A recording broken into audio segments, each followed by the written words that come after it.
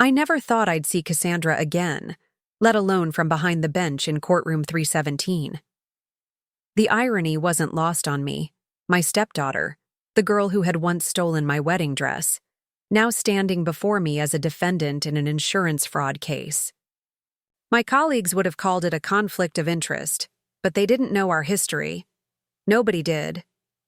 I'd been careful to keep those 18 years of my life tucked away in a mental lockbox, right alongside the pain and betrayal that had defined our relationship. When her name appeared on my docket that morning, I nearly spilled my coffee across the bench. Cassandra Marie Wilson, age 34, charged with 3 counts of insurance, fraud, and falsifying statements. The prosecutor's file contained photographs of a charred McMansion in Cherry Hill, the same neighborhood where her father and I had once dreamed of building our future. The flames had apparently consumed half the property, leaving a blackened skeleton of what was once $1 million home.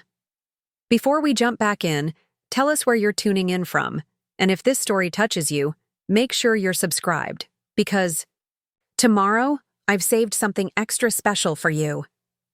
I glanced up at the clock. 8 minutes until court was in session. My fingers trembled slightly as I closed the file and straightened my judicial robes. I still had time to recuse myself, to call in Judge Patterson from across the hall and claim a migraine, but something kept me rooted to my chair. Perhaps it was curiosity. Perhaps it was something darker. The bailiff's voice cut through my thoughts. All rise. The Superior Court for Camden County is now in session. The Honorable Judge Eleanor Bennett, presiding. I entered with measured steps, my face a practiced mask of judicial neutrality. As I took my seat and surveyed the courtroom, our eyes met. Recognition flickered across Cassandra's face. First confusion, then shock, and finally a cold, calculating look that I recognized all too well. She'd worn that same expression 20 years ago when she'd convinced her father I was the one who'd crashed his beloved vintage Corvette. "Be seated," I said, my voice steadier than I felt. "We're here for case number 2023 CV 4872, State of New Jersey versus Cassandra Wilson." The prosecutor, a sharp young woman named Rachel Goldstein, approached the podium. "Your Honor, the state charges Ms. Wilson with 3 counts of insurance fraud in the first degree and 2 counts of falsifying statements to investigators following the fire at her residence on April 17th of this year." I nodded, keeping my eyes fixed on the paperwork before me. "How does the defendant plead?" Cassandra's attorney, a slick-looking man in an expensive suit, probably charging her $600 an hour, stepped forward. "Not guilty on all counts, Your Honor." Only then did I allow myself to really look at her. 20 years had changed us both.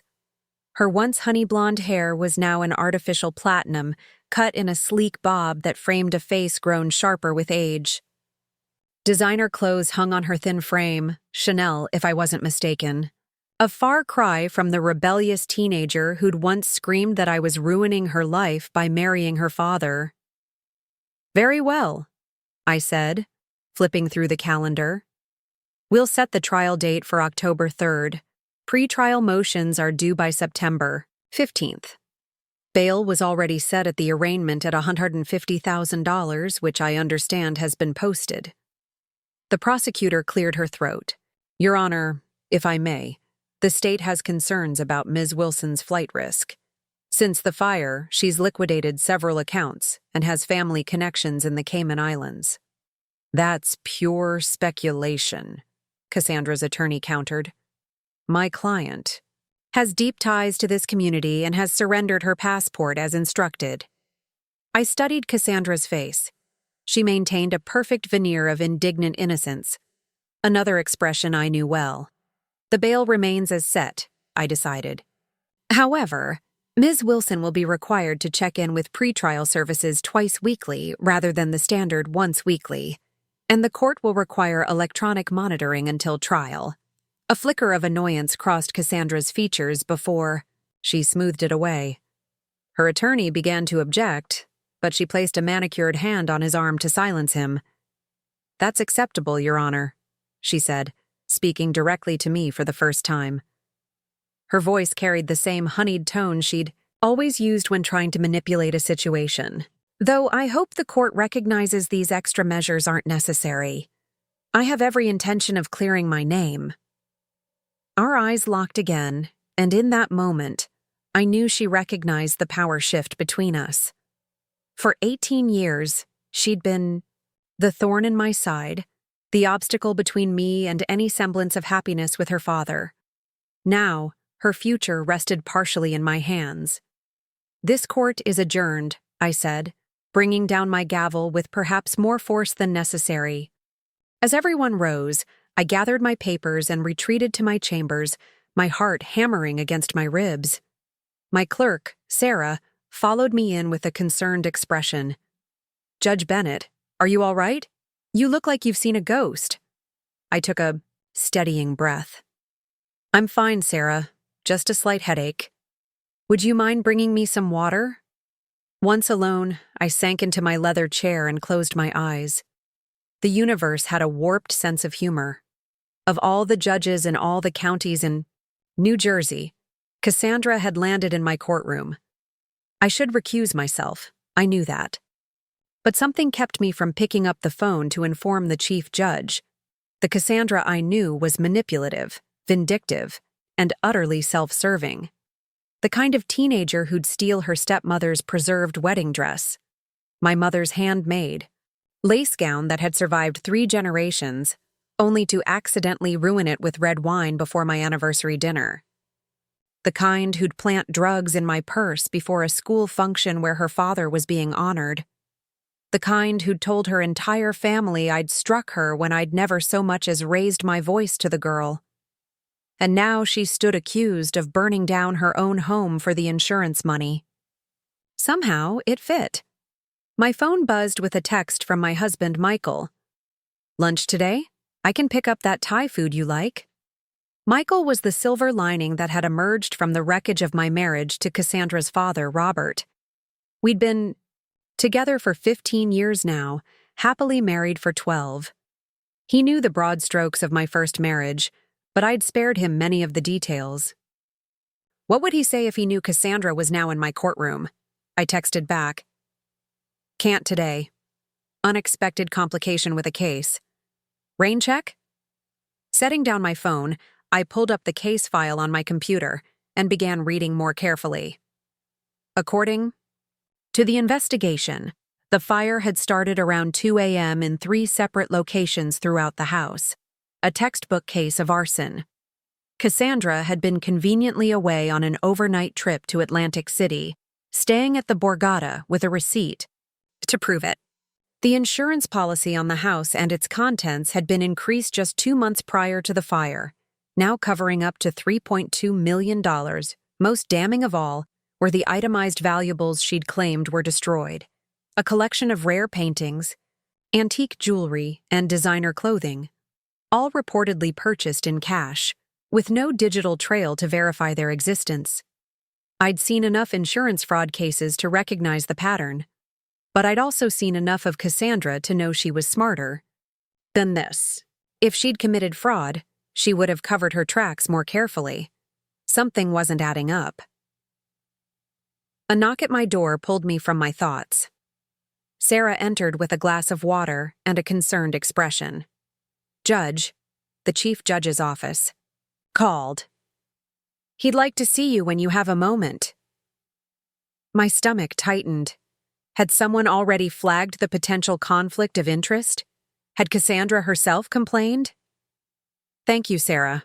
I'll head over now." Chief Judge Howard Levinson had been on the bench for nearly 30 years, his once black hair now a distinguished silver that matched his perpetually serious expression. He motioned for me to sit as I entered his office.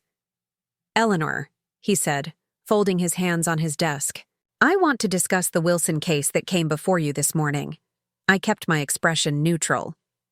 "Yes, Howard? The defendant's attorney has filed a motion requesting your recusal from the case. He claims there may be a conflict of interest. So, Cassandra had recognized me and acted quickly. Typical." "On what grounds?" I asked, though I already knew the answer. Howard consulted a paper on his desk. He states that you were previously married to the defendant's father from 1998 to 2005, and that there is, quote, a history of familial tension that could prejudice the proceedings. I nodded slowly. That's correct. Cassandra Wilson is my former stepdaughter. Why didn't you recuse yourself immediately? The question hung in the air between us. Why hadn't I? The ethical course of action was clear. I was surprised to see her name, I admitted. I was going to speak with you about it after the calendar. Howard studied me for a long moment. We'd known each other for nearly 20 years, first when I was a prosecutor, then when I joined the bench. He'd championed my appointment when others had questioned whether a divorced woman without children had the right family values for the role. Eleanor, you're one of the best judges in this courthouse. Your record is impeccable, your decisions rarely overturned. But this? He shook his head. This is a clear recusal situation. I understand that, I said. And of course, I'll step aside. Howard's expression softened slightly. Is there anything I should know about your history with Ms. Wilson? Anything that might become relevant if this goes to trial? I thought about the wedding dress, destroyed beyond repair. About the nights I'd cried myself to sleep while Robert made excuses for his daughter's behavior. About the final night when she'd accused me of stealing money from her college fund. Money. I'd later discovered she'd taken herself to fund a spring break trip to Cancun. Nothing relevant to the current charges, I said finally. Our relationship was strained, but that was a long time ago. Howard nodded. I'll reassign the case to Judge Martinez. And Eleanor. He paused, his expression serious.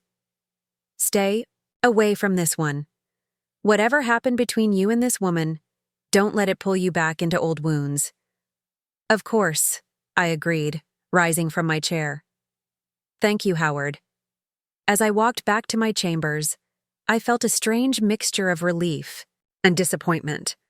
The ethical dilemma had been resolved, the decision taken out of my hands. I could return to my normal caseload and forget that Cassandra had briefly re-entered my life. But something nagged at me. The old detective in me, from my days as a prosecutor, couldn't let go of the inconsistencies I'd noticed in the case file. The too-perfect pattern of the arson, the convenient alibi, the lack of digital records for the supposedly valuable items. I resolved to put it out of my mind. This wasn't my case anymore. Cassandra wasn't my problem. I'd barely settled back at my desk when Sarah appeared in my doorway again, her expression troubled. Judge Bennett, there's a woman insisting on seeing you. She says it's urgent and personal. I told her you don't take unscheduled visitors, but she's quite persistent. Who is it?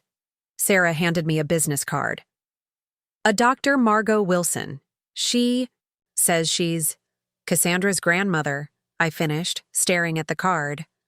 Margot had been one of the few members of Robert's family who had ever shown me kindness. A retired psychology professor with a spine of steel and a surprising tendency to curse like a sailor when frustrated, she'd never made excuses for Cassandra's behavior. Should I send her away? Sarah asked. I hesitated only briefly. No, show her in. Margot Wilson had aged, of course, but the sharp intelligence in her eyes remained unchanged. Her silver hair was pulled back in its customary bun, and she still carried herself with the rigid posture of someone who had spent decades correcting slouching students. Eleanor, she said, her voice warm as she took my offered hand. It's been too long. Almost 20 years, I agreed, gesturing for her to sit. What brings you here, Margot? I assume it has something to do with Cassandra. Margot's expression darkened. Always perceptive. Yes, it concerns my granddaughter's current predicament. She placed a leather portfolio on my desk. I understand. You've been removed from her case, I frowned. News travels fast. In courthouse circles, always. She tapped the portfolio. I need you to look at something. I know it's unorthodox, but there are things about this situation you should be aware of. Margot, I can't discuss Cassandra's case. I've been recused, for obvious reasons. This isn't about the legal case, she insisted. This is about what led to it. About things that have been happening in our family that you don't know about. She leaned forward, her voice dropping. Things that involve Robert. The mention of my ex-husband's name sent an unwelcome shiver down my spine. I hadn't spoken to him since our divorce was finalized, hadn't even heard updates about him through mutual friends. Whatever is happening with Robert and Cassandra isn't my concern anymore, I said firmly. It can't be. Margot's eyes hardened. Eleanor? I wouldn't be here if there were another way. I believe Cassandra is being set up, and I believe Robert may be behind it. I stared at her, momentarily speechless. That's a serious accusation. Which is why I'm bringing it to someone who knows them both, Margot replied. Someone who can't be fooled by their manipulations. I should have shown her out. Should have firmly explained that I couldn't be involved, couldn't even have this conversation. Instead, I found myself asking, what makes you think Robert would set up his own daughter? Margot opened the portfolio and slid several documents across my desk. Because of these, and because 2 months ago Robert changed his will, completely disinheriting Cassandra. As I glanced down at the papers, I realized I was being pulled back into the orbit of the family I'd fought so hard to escape, a family whose dysfunction had nearly destroyed me once before. And yet I couldn't stop myself from picking up the first document, a copy of an amended will dated February of this year. I know I shouldn't be showing you these, Margot continued, her eyes never leaving my face. But someone needs to know the truth. Someone who might actually be able to help. I'm a judge, Margot, not a detective. You were a prosecutor before that, she countered. One of the best from what I hear. You know how to uncover the truth. She reached across the desk and grasped my hand, her grip surprisingly strong for a woman in her 80s. Please, Eleanor. Cassandra and I have had our differences, but she doesn't deserve this. I gently withdrew my hand and gathered the documents, sliding them back into the portfolio. I'll look at these, I said, against my better judgment. But I can't promise anything. And this conversation never happened. Relief washed over Margot's face. That's all I ask. She stood, smoothing her skirt. My number is on the card. Call me day or night if you have questions. After she left, I sat staring at the portfolio for a long time, my thoughts churning. The ethical thing would be to seal these documents, away, unseen, and hand them over to Judge Martinez with an explanation. The smart thing would be to forget Margot had ever visited. Instead, I found myself opening the portfolio again, my curiosity, or perhaps something deeper, getting the better of me. The first document was indeed Robert's new will, as Margot had said. His entire estate, valued at in excess of $8 million, was to be divided between his current wife, Veronica, wife number 3, I noted with a touch of bitterness, and a series of charitable foundations. Cassandra's name appeared, only once, in a clause explicitly stating she was to receive nothing due to actions that have caused irreparable harm to our relationship. What actions? The Cassandra I knew had been Robert's golden child, the center of his universe. He'd defended her at every turn, even when presented with irrefutable evidence of her misdeeds. What could she possibly have done to turn him against her so completely?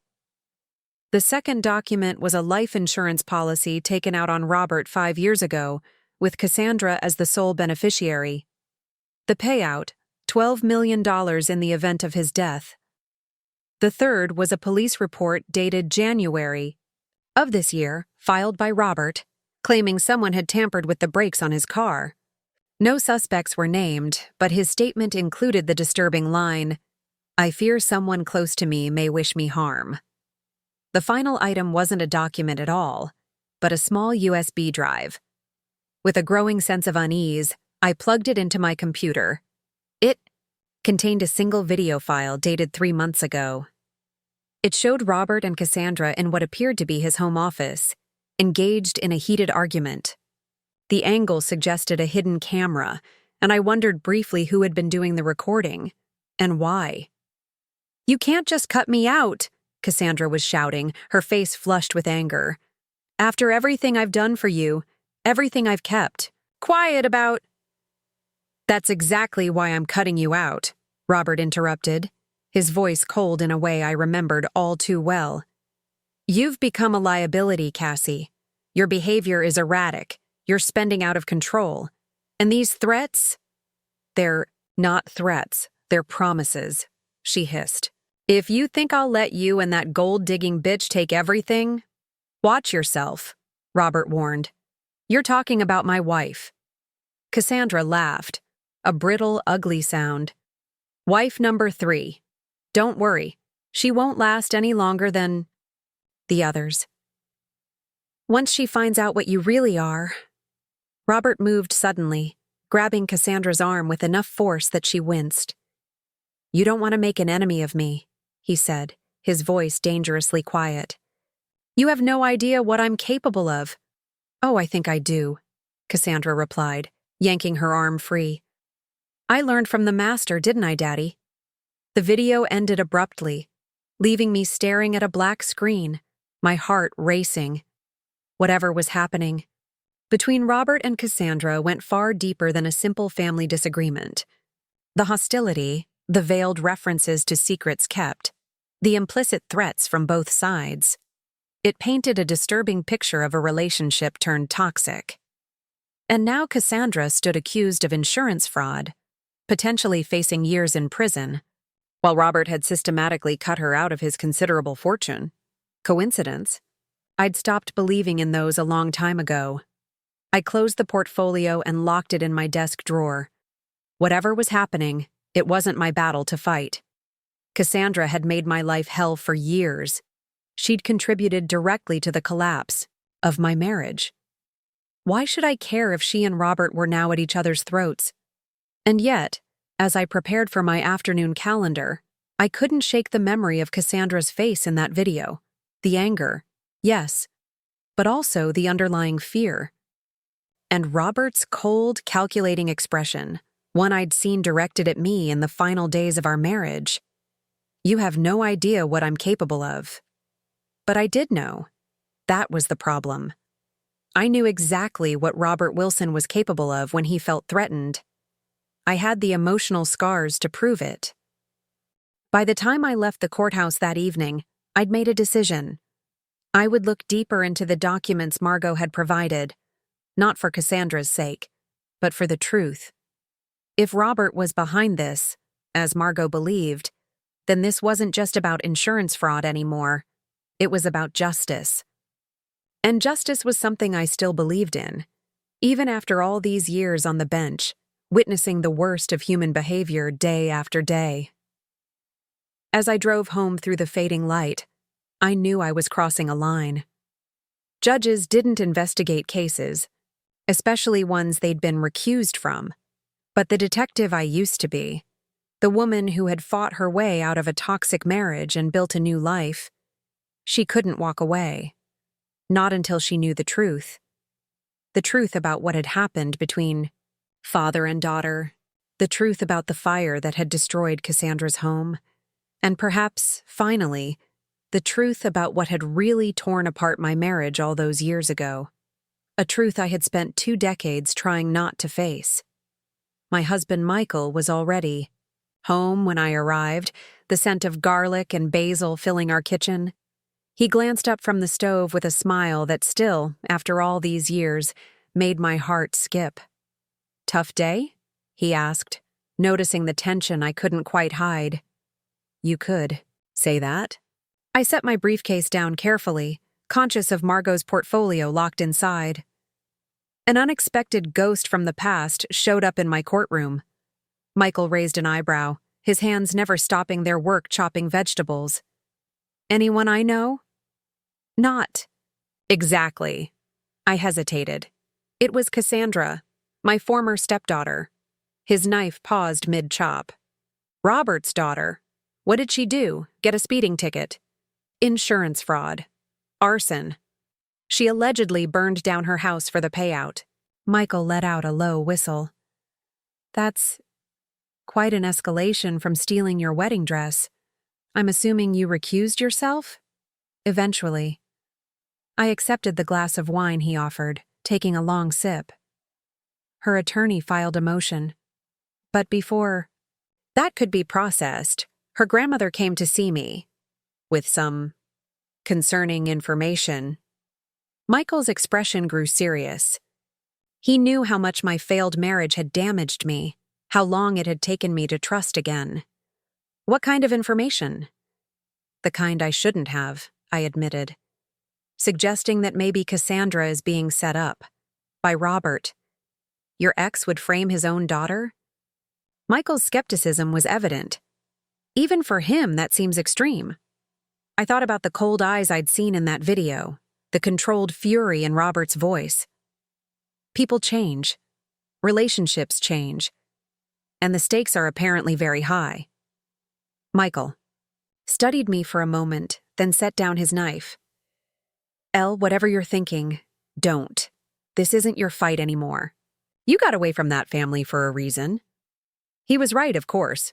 I had escaped the Wilson family dynamics years ago, rebuilt my life, found happiness with a man who respected me. Why risk that now? I know, I said, forcing a smile. Just a strange day, that's all. Later that night, after Michael had fallen asleep, I slipped out of bed and made my way to my home office. The portfolio sat on my desk where I'd placed it after dinner, its contents nagging at my conscience. I switched on my laptop and began researching, old habits from my prosecutor days kicking in. First, I looked up the insurance company handling Cassandra's claim, Northeast Mutual. Their chief investigator was a man named Derek Sanders, whom I recognized from several court cases over the years. Thorough, methodical, not easily fooled. Next, I searched for information on Cassandra's life. Since I'd last seen her, social media revealed a carefully curated image. Charity galas, exotic vacations, designer clothes. Her LinkedIn profile listed her as Director of Development at Wilson Enterprises, Robert's company. So she had been working for her father all along. A quick property search showed she'd purchased the now-destroyed home 3 years ago for $1.2 million. The mortgage was held by Camden Trust Bank, where Robert sat on the board of directors. Everything in Cassandra's life seemed to connect back to her father, financially, professionally, socially, which made their apparent falling out all the more intriguing. I returned to the documents Margot had provided. The timing was suspicious. Robert changes his will in February, completely cutting out Cassandra. By April, her house burns down, and she files for a massive insurance claim. If convicted of fraud, she faced not just prison time, but financial ruin. I reached for my phone, hesitated, then dialed Margot's number despite the late hour. She answered on the second ring, her voice alert as if she'd been waiting for my call. Eleanor, I was hoping you'd reach out. I have questions, I said without preamble. About the video on the USB, who recorded it? Veronica, Robert's current wife, Margot replied. She's been suspicious of him for months. Installed cameras throughout the house after she found evidence he was having an affair. And she shared this with you? I asked, surprised. There was a pause. Veronica and I have developed an understanding.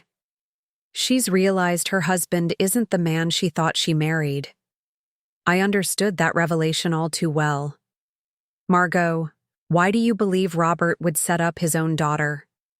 In all the years I knew him, Cassandra was untouchable. Margot's sigh carried the weight of decades of family secrets. Things changed after you left, Eleanor. Robert's business practices became more aggressive, more questionable. Cassandra was drawn into it after college. At first, she was thrilled to be taken seriously by her father, to be welcomed into his inner circle. But she discovered things. Transactions that didn't add up. Partners who disappeared after raising concerns. And then, last year, there was an investigation. Unofficial, but concerning enough that Robert began distancing himself from anyone who could connect him to certain decisions. Including Cassandra, I concluded. Precisely. She became a liability, especially after she confronted him. That's when the relationship fractured. Robert began systematically isolating her, financially, socially, even within the family.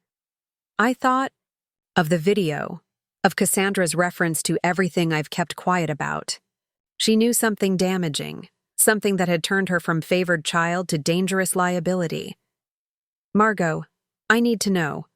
What specifically are you suggesting Robert did? Are you saying he arranged for Cassandra's house to burn down? Another long pause. I'm saying my son is capable of far more than you might imagine. And Cassandra, for all her flaws, doesn't deserve what's happening to her. After ending the call, I sat in the dark for a long time, turning over the fragments of information in my mind.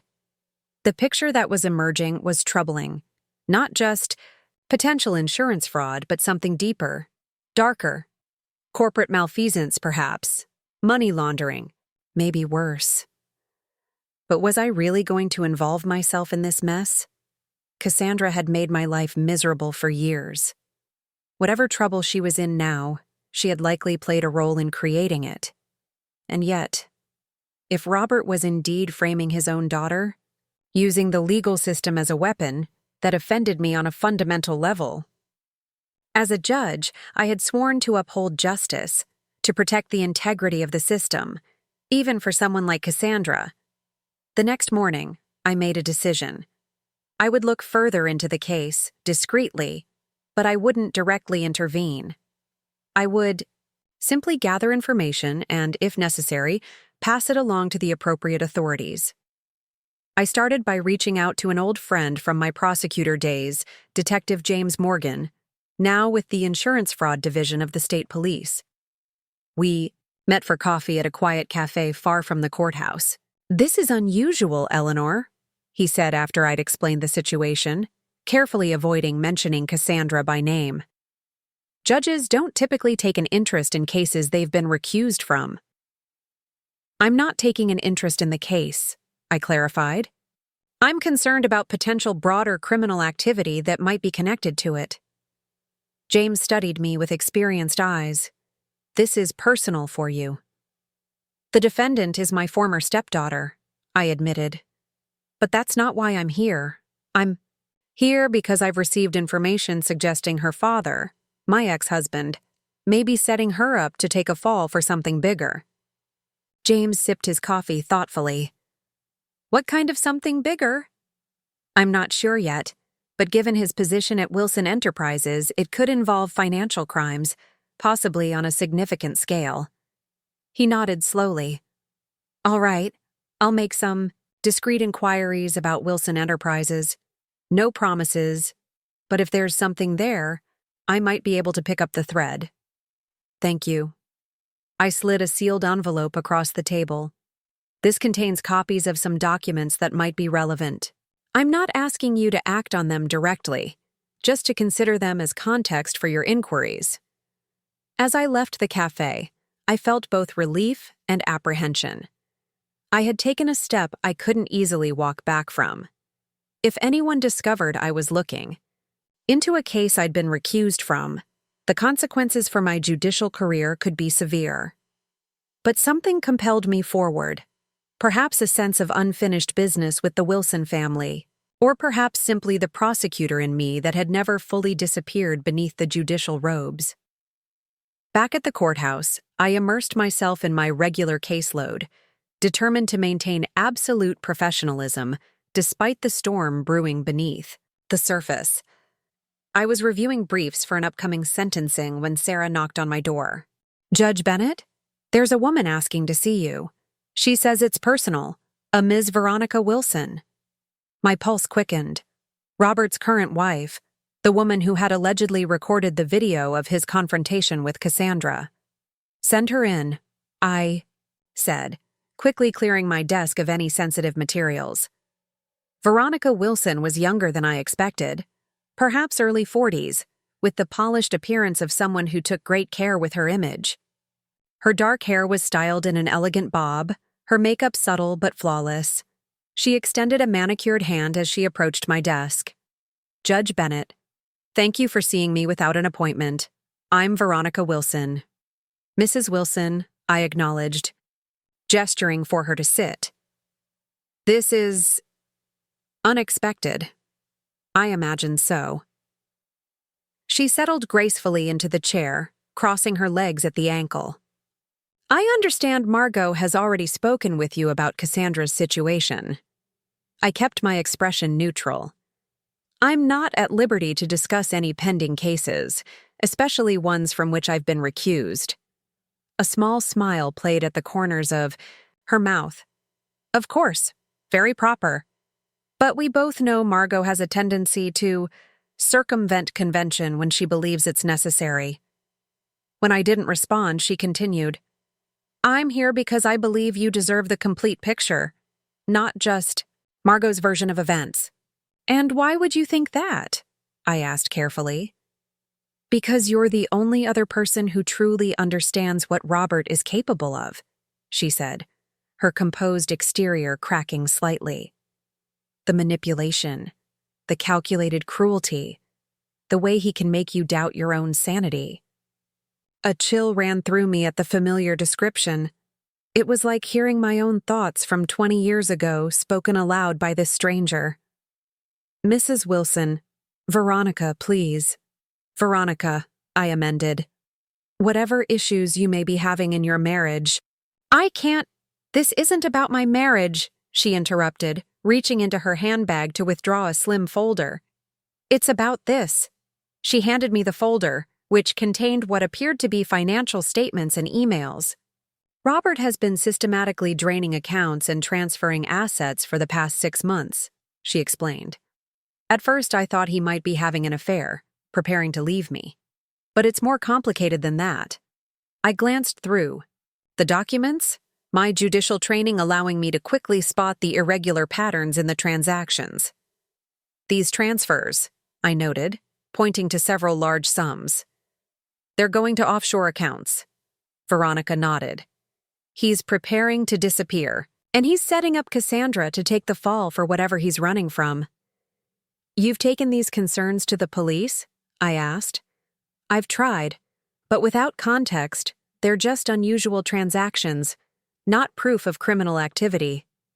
And Robert has considerable influence with local law enforcement. She leaned forward, her voice dropping. That's why I came to you. You have the authority, the understanding of the law, and the personal insight into what kind of man Robert truly is. I closed the folder, sliding it back across the desk. I'm a judge, Mrs. Wilson, not an investigator, and I have no jurisdiction over your husband's financial activities. But you do have connections, she pressed. Former colleagues in the prosecutor's office, friends in law enforcement, people who might take a second look if you suggested it was worthwhile. She was right. Of course, I did have those connections, and I'd already begun to use them.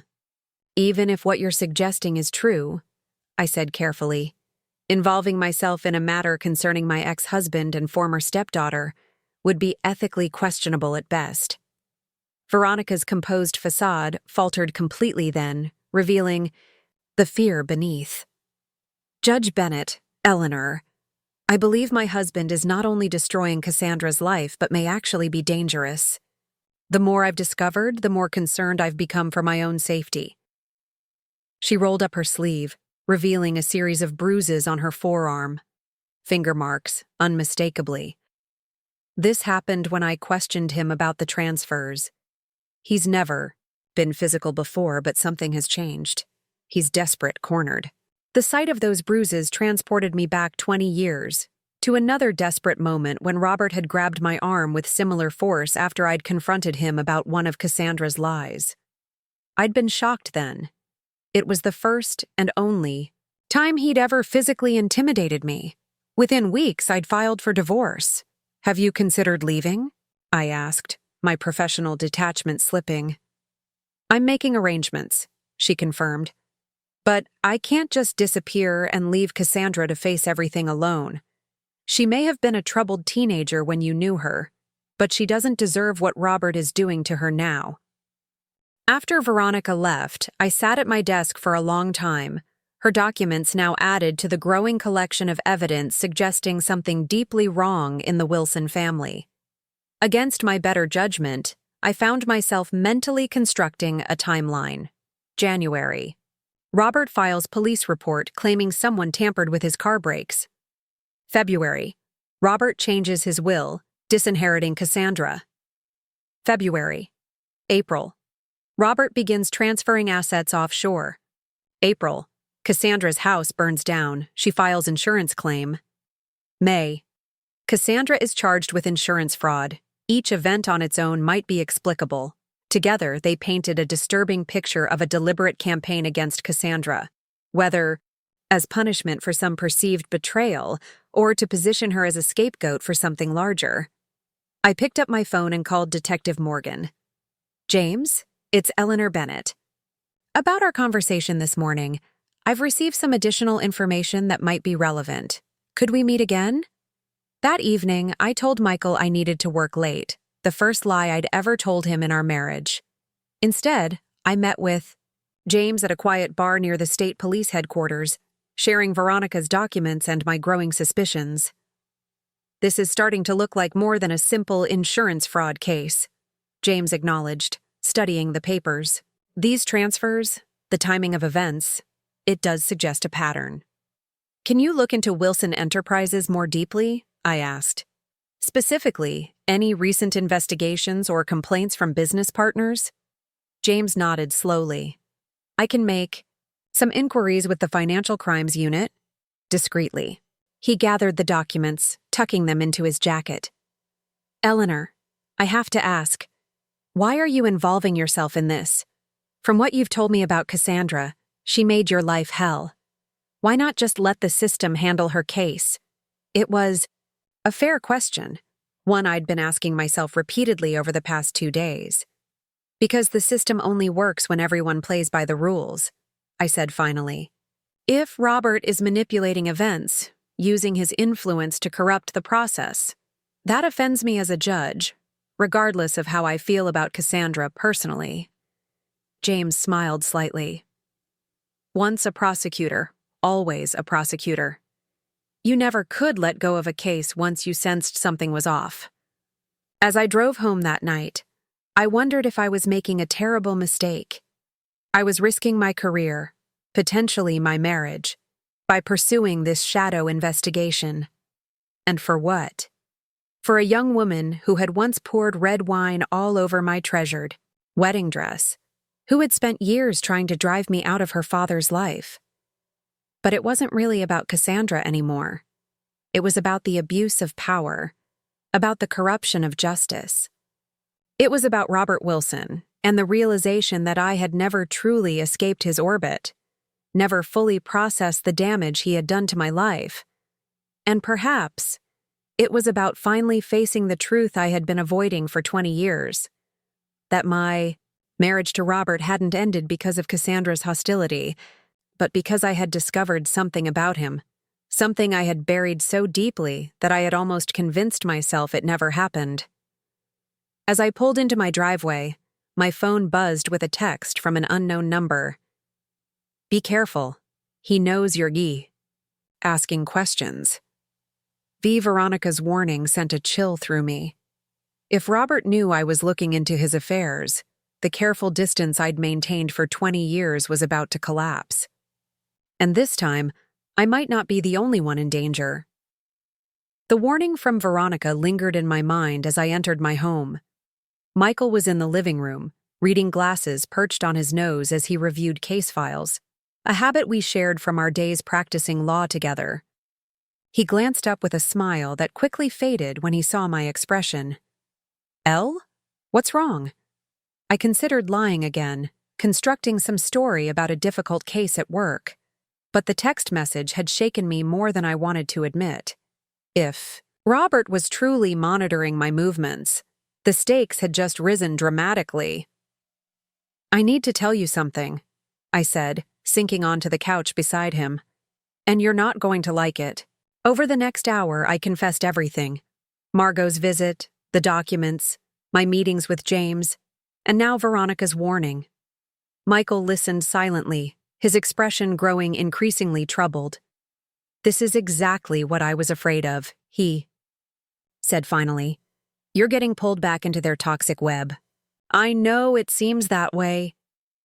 "It doesn't seem that way, Elle. It is that way."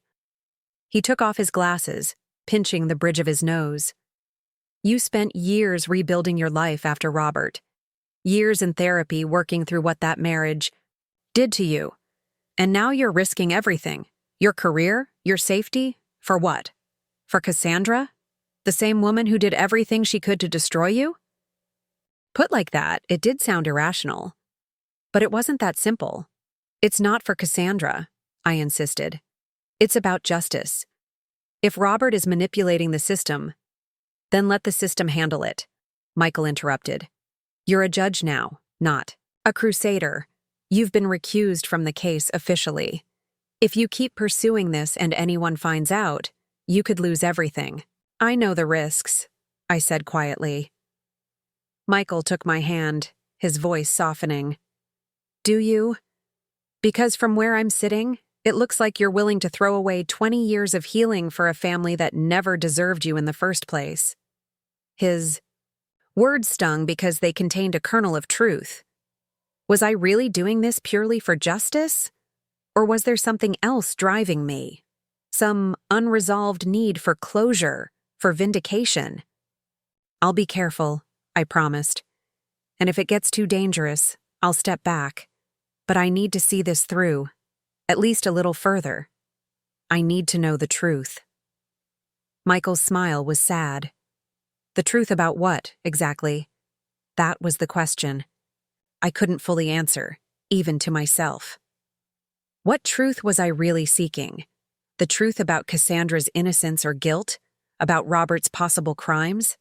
Or about something deeper, something I had locked away in that mental box alongside all my other painful memories of that marriage? "I don't know yet," I admitted. "But I think it's important."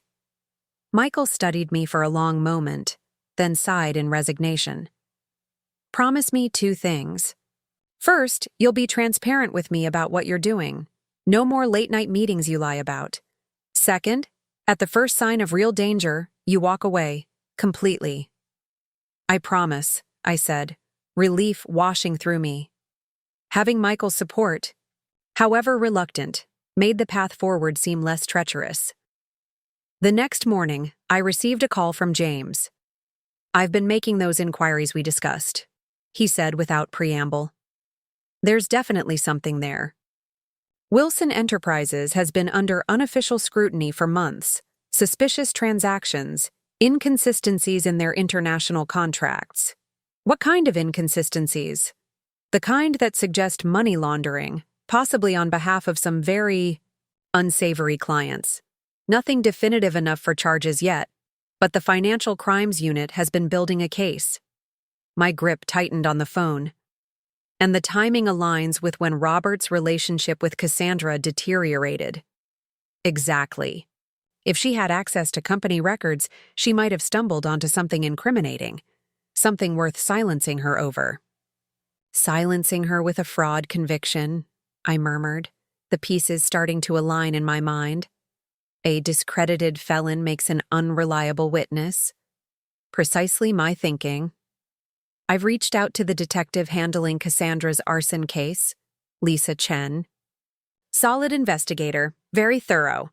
I suggested she might want to take a closer look at some of the evidence, particularly the origin points of the fire." "Will she?" "She's skeptical, but she agreed to review the file. In the meantime, I've got a contact at the Financial Crimes Task Force who's agreed to brief me on their Wilson Enterprises investigation. Off the record, of course." "Keep me posted," I said. "And James, thank you." "Don't thank me yet. This could all lead nowhere." He paused. Or it could get very complicated, very quickly. Be careful, Eleanor. After hanging up, I turned my attention to my judicial duties, forcing myself to focus on the cases before me. But throughout the day, my thoughts kept returning to the web of connections surrounding Cassandra's case. If Robert was indeed setting her up to take a fall for his financial crimes, it would require careful planning, detailed execution, and possibly accomplices.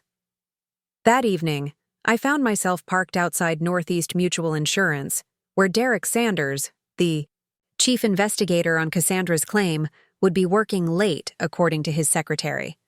I'd called earlier under the pretense of following up on a different insurance case that had come before my court. The security guard at the desk barely glanced at my judicial ID before waving me through to the elevators. The investigation department was quiet, most employees having left for the day. Only one office still showed light beneath the door: Sanders. I knocked lightly, hearing a distracted, "Come in." Derek Sanders was a barrel-chested man with thinning hair and perpetually suspicious eyes, an occupational hazard for someone who spent their career looking for deception. Those eyes widened in surprise when he recognized me. "Judge Bennett, this is unexpected." "Mr. Sanders," I acknowledged, closing the door behind me. "Thank you for seeing me without an appointment." He gestured to the chair across from his desk. "What can I do for you?" "Your secretary mentioned something about the Donovan case." "Actually, that was just to get past the front desk," I admitted. "I'm here about a different matter, Cassandra Wilson's claim." Sanders' expression immediately closed off. "That's an active investigation, Your Honor, and if I'm not mistaken, you've been recused from the related criminal case." "I have been," I confirmed, "but I've received some concerning information that suggests Ms. Wilson may be the victim of a setup." He leaned back in his chair, his skepticism evident. "With all due respect, Judge, insurance fraud investigations are my area of expertise.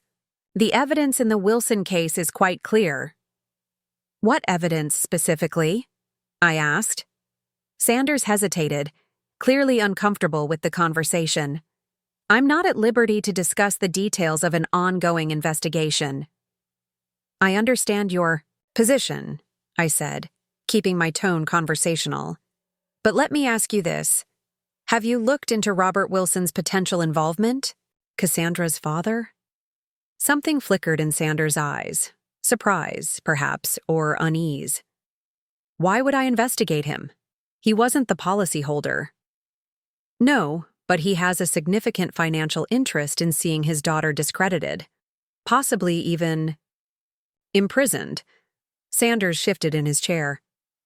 "Judge Bennett, I appreciate your concern, but our investigation has been thorough and by the book. If you have evidence of wrongdoing, you should take it to the police, not to me." I studied him carefully. His discomfort seemed genuine, but there was something else. A nervousness that hadn't been there when I first entered. "Mr. Sanders, is there something about this case that concerns you? Something that doesn't quite add up?" He glanced toward the door, then back at me. When he spoke again, his voice was lower. "Look, I don't know what game you're playing, but I'm not getting involved.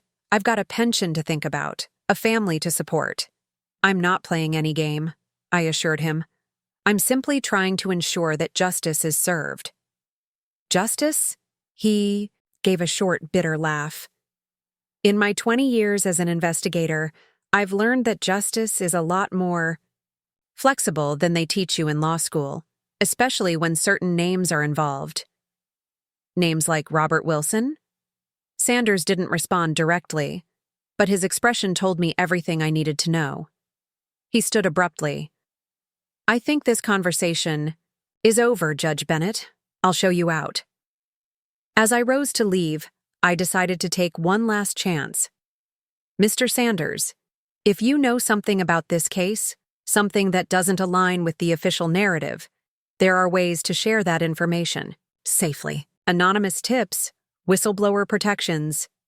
He held the door open, his expression grim. "Good night, Judge Bennett." I left feeling unsettled. Sanders hadn't confirmed my suspicions, but his reaction suggested there was indeed something irregular about the investigation. Something that made him nervous, even fearful. As I reached my car, my phone buzzed with a text from James. Need to meet. New information. Tomorrow, 8 a.m., Washington Lake Park, East Entrance. I slept poorly that night, my dreams filled with fragments of memory. Robert's cold anger when challenged, Cassandra's tearful accusations, the red wine spreading across the delicate lace of my mother's wedding dress. And beneath it all, a sense of something forgotten, something important that hovered just beyond the reach of consciousness. The next morning dawned gray and threatening rain. Washington Lake Park was nearly deserted when I arrived, a lone jogger, disappearing around the bend as I parked near the east entrance. James was already there, leaning against his unmarked police car, collar turned up against the chill. "Thanks for coming," he said as I approached. "I didn't want to discuss this over the phone." "That doesn't sound promising." He handed me a paper coffee cup, the warmth welcome in the early morning coolness. "I met with my contact at the Financial Crimes Task Force yesterday. The Wilson Enterprises investigation is bigger than I thought. International money laundering, potentially hundreds of millions of dollars." "For whom?" "Various clients, including some with ties to organized crime. But the real bombshell is this. They believe Robert Wilson isn't just the facilitator. He's been skimming from the operation, redirecting funds to his own accounts." I nearly choked on my coffee. "He's stealing from criminals? That's incredibly dangerous, yes." Which explains his sudden moves to disappear, to insulate himself from potential fallout. "And Cassandra?" I asked. "Where does she fit in?" James looked troubled. "According to my contact, she discovered the operation about 6 months ago. She confronted her father, threatened to go to the authorities. That's when everything changed." The timeline aligned perfectly with what Margot and Veronica had told me. Robert turning against his daughter, systematically cutting her off, potentially setting her up to take the fall for his crimes. "There's more," James continued. "I spoke with Detective Chen about the arson investigation. She agreed to re-examine the evidence and found something interesting. The fire accelerant used in Cassandra's house matches the chemical signature of accelerants used in 2 other suspicious fires in the past year." "Connected to Wilson Enterprises?" James nodded. "One was a warehouse owned by a shell company linked to Wilson. The other was the home of a former business partner who had recently cut ties with Robert. Officially ruled as electrical failures, but Chen's not so sure anymore. A pattern was emerging, a disturbing one. So Robert may have orchestrated previous fires to eliminate problems. And now he's doing the same to Cassandra, but with the added twist of making her look guilty." "It's a theory," James agreed. "One that's gaining credibility as we dig deeper." He hesitated, then added, "There's something else you should know. Chen found evidence that the security system at Cassandra's house was remotely accessed the night of the fire, temporarily disabling the cameras and alarms. By someone with the access codes," I concluded. "Precisely. And guess who had those codes according to Cassandra's security provider? Robert Wilson, listed as an emergency contact with full system access." The pieces were falling into place, painting a picture far darker than I'd initially imagined. Robert wasn't just trying to discredit his daughter. He was systematically destroying her life, possibly setting her up to take the fall for his own crimes. "James, this is enough to at least delay Cassandra's trial, maybe even challenge the charges." He nodded. "Chen is planning to meet with the prosecutor today to discuss the new evidence. But Eleanor, there's a complication." Something in his tone made me wary. "What kind of complication?" "After I left the Financial Crimes office yesterday, I noticed someone following me. Dark sedan, tinted windows, professional. I managed to lose them, but..." He met my eyes directly. "They know we're looking into this. And given what Robert has potentially done to protect himself so far, we could be in danger. I finished for him. Exactly. Which is why I think you need to step back. Now, let Chen and the financial crimes team handle this. They have the resources, the authority to pursue this properly. He was right, of course. The responsible thing would be to hand over what I knew and remove myself from the situation. My unofficial investigation had served its purpose, raising enough questions to prompt official scrutiny. I'll think about it, I said, knowing even as I spoke that I wasn't ready to walk away. Not yet. James gave me a knowing look. That's not the answer I was hoping for, but it's the one I expected. He handed me a small envelope. If you're determined to see this through, at least take some precautions. This is a burner phone, prepaid. Use it for any communications about this case from now on. And this, he handed me a small USB drive, contains everything I've gathered so far. Keep it somewhere safe. As we parted ways, the first drops of rain began to fall, quickly intensifying into a steady downpour. I hurried to my car, James's. Warnings echoing in my mind alongside the growing certainty that I was getting closer to a truth that powerful people wanted to remain hidden. Back at the courthouse, I found an unmarked envelope on my desk. Inside was a single sheet of paper with an address and a time. 7 p.m. tonight. Come alone if you want the full story. The handwriting was unfamiliar, the message cryptic. It could be a trap, but it could also be the breakthrough I needed. Someone, with inside information perhaps, willing to come forward but only under certain conditions. I debated whether to tell James about the note but decided against it. He would insist on accompanying me, or worse, try to prevent me from going altogether. Instead, I spent the day going through the motions of my judicial duties while mentally preparing for the evening's meeting. At 6:30 p.m., I told Sarah I was leaving for the day, then drove to the address from the note, an old boathouse on the Delaware River, secluded and rarely used this time of year. As I approached, raindrops tapped a nervous rhythm on my umbrella, the darkening sky adding to the ominous feeling that had settled in my stomach. The boathouse was unlocked, its interior dim and smelling of damp wood and river water. A single lamp illuminated a table in the center, where a figure sat with their back to the door. "Hello?" I called, hesitating at the threshold. The figure turned, and I found myself face to face with someone I hadn't seen in 20 years. Someone I had hoped never to see again. Robert Wilson looked older, his once dark hair now silver at the temples, lines etched more deeply around his mouth and eyes. But his gaze was the same, calculating, penetrating, utterly self-assured. "Eleanor," he said, his voice still carrying that smooth, cultured tone I remembered. "Thank you for coming. Please, have a seat." Every instinct screamed at me to turn around, to flee this isolated place and the man whose very presence made my chest tighten with remembered anxiety. But I forced myself to step forward, closing the distance between us. "Robert, I can't say this is a pleasant surprise." He smiled thinly. "No, I imagine not, but a necessary one, I think. You've been asking questions, Eleanor. Dangerous questions." I remained standing, keeping the table between us. "If you're here to threaten me—" "Threaten you?" He looked almost offended. No. I'm here to offer you information, a perspective you haven't considered in your investigation." "I'm listening," I said cautiously. Robert leaned back in his chair, studying me with those piercing eyes. "You think you know what's happening with Cassandra. You've pieced together fragments of information, constructed a narrative that casts me as the villain. But you're missing crucial details. Then, enlighten me.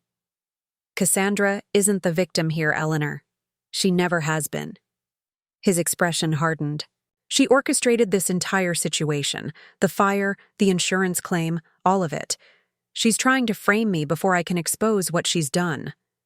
"And what has she done exactly?" Robert's smile was cold. The same thing she's always done. Lie. Manipulate. Destroy. But this time, she's crossed lines even I didn't think she was capable of. As he spoke, I found myself thinking of the teenage Cassandra. Spiteful, yes, but also deeply insecure, desperate for her father's approval. The kind of girl who would ruin a wedding dress out of jealousy. But would she really orchestrate something of this magnitude? "You don't believe me," Robert observed. "I expected that. Which is why I brought proof." He reached into his jacket, withdrawing a slim file folder. "Evidence that Cassandra has been systematically siphoning funds from Wilson Enterprises for years. Evidence that she orchestrated the fire herself, that she's been planning to frame me for months." I made no move to take the folder. "Why bring this to me? Why not the police, the prosecutor?" "Because you're involved now," he said simply. "And because, despite our history, I know you care about justice.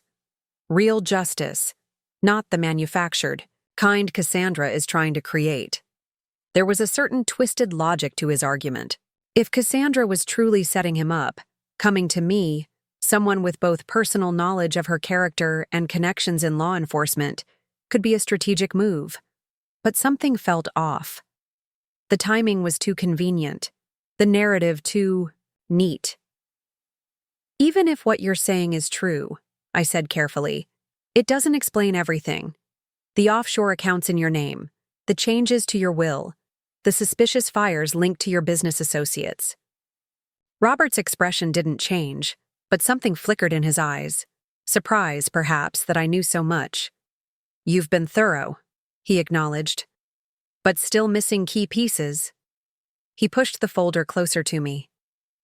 "Take it. Read it. Then, decide whose version of events you believe." I reached for the folder, my curiosity overcoming my caution. But as my fingers touched the paper, a sudden noise from outside, a car door slamming, made us both freeze. Robert was on his feet instantly, his hand moving inside his jacket. The movement revealed what I hadn't noticed before, the slight bulge of a concealed weapon. "Were you followed?" he demanded, his composed facade cracking. "No," I said, backing toward the door. "Were you?" His eyes darted to the window, then back, to me.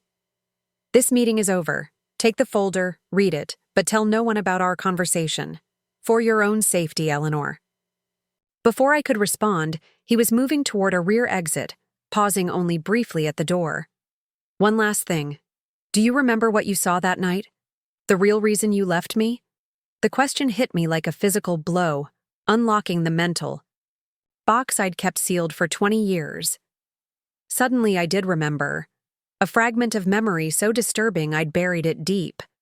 Robert standing over a man in his office, blood on his hands, eyes cold and empty as he looked up and saw me in the doorway.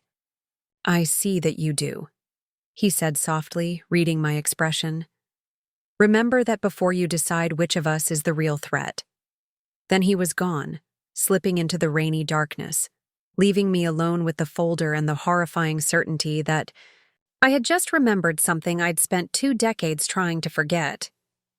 I stood frozen in the boathouse, the folder clutched in my trembling hand, as the repressed memory crystallized with terrible clarity. That night, 20 years ago, I had walked into Robert's home office unexpectedly late, returning from a conference, a day early. I'd found him standing over a man I recognized as one of his business associates, blood pooling on the expensive Persian rug. Robert's eyes, when he looked up at me, cold, empty, calculating, had chilled me to my core. The next day, he'd explained it away. Self-defense, he claimed.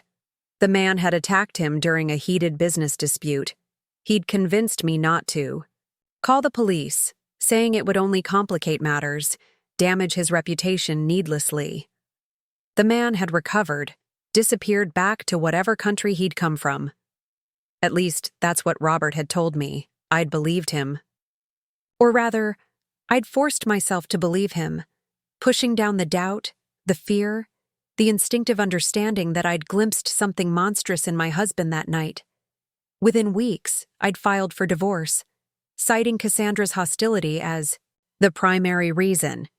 It was easier, safer, than acknowledging the truth.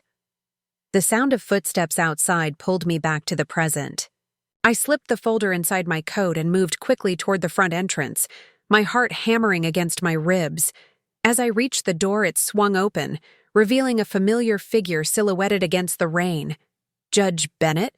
Detective Lisa. Chen stood in the doorway, surprise evident in her voice. "What are you doing here?" I struggled to compose myself. "I received an anonymous note asking me to meet someone here. I believe it was Robert Wilson." Chen's expression sharpened. "Robert Wilson was here? When?" "Just now. He left through the back when we heard your car." She pulled out her radio, quickly calling for backup to search the area, though we both knew Robert was long gone. As she lowered the radio, her gaze fixed on me with professional intensity. "Judge Bennett, I need to know exactly what Mr. Wilson said to you?" I hesitated, the folder heavy against my side. If I revealed everything, the meeting, the folder, the repressed memory, I would have to explain my unauthorized investigation, potentially jeopardizing my career and any case against Robert. "He claimed Cassandra is setting him up," I said carefully. "That she orchestrated the fire herself as part of a scheme to frame him." Chen nodded slowly. "And did he offer any evidence to support this claim?" My hand moved unconsciously toward my coat, where the folder lay hidden. "No," I lied. "Just accusations." Chen studied me for a long moment, and I had the uncomfortable feeling she knew I was withholding information. Finally, she said, "You should know that we've uncovered new evidence in Cassandra Wilson's case. Evidence that supports the theory that someone else may have started the fire? Someone like Robert? Possibly." Her tone was guarded, professional. "But that doesn't explain why you're here, Judge. This isn't your case anymore." The implication was clear. I had no business involving myself in an active investigation, especially one from which I'd been officially recused. "Detective Chen, there's something you should know. Robert Wilson was my ex-husband. Cassandra is my former stepdaughter." Her eyebrows rose slightly. "I'm aware of that, Judge. It was in the case file when the defense requested your recusal. What you may not know is that I've received information suggesting Robert may be involved in serious financial crimes, money laundering through Wilson Enterprises, potentially on behalf of organized crime, and that Cassandra discovered this, threatened to expose him." Chen's expression remained neutral, but her eyes sharpened with interest. "And where did you get this information exactly?" Before I could answer, the crackle of her radio announced the arrival of backup officers. Chen gave me a long look. "We'll continue this conversation at the station if you don't mind. I have some questions about your involvement in this case."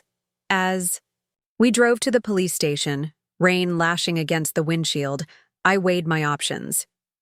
The folder hidden in my coat could contain crucial evidence or elaborate fabrications designed to mislead. Robert was a master manipulator.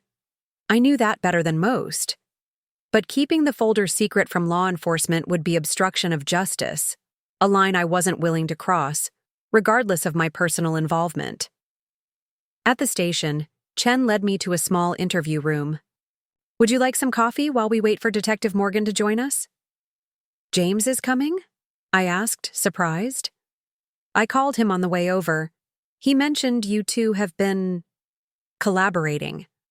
Her tone made it clear what she thought of our unofficial investigation.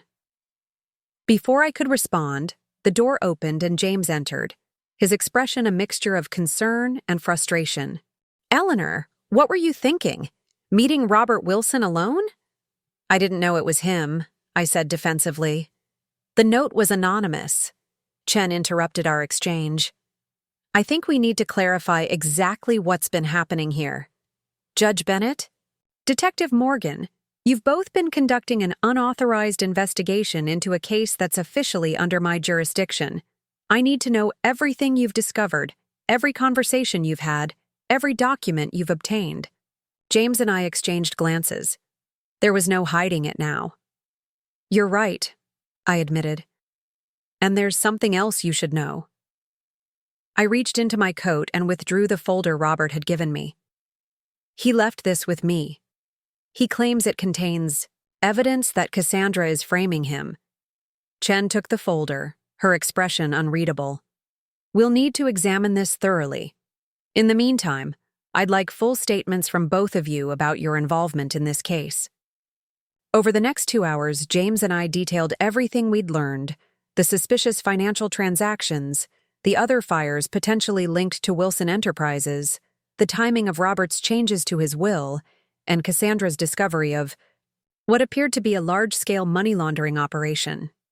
When we finished, Chen sat back, her expression thoughtful. This aligns with some of our findings. The accelerant used in the Wilson fire matches those used in 2 other suspicious fires with connections to Robert Wilson. And we've confirmed that the security system at Cassandra's house was remotely accessed the night of the fire. By Robert? I asked. The access came from a device registered to Wilson Enterprises. Yes. But that's not definitive proof. It could have been anyone with access to that network. James leaned forward. Have you spoken with Cassandra about any of this?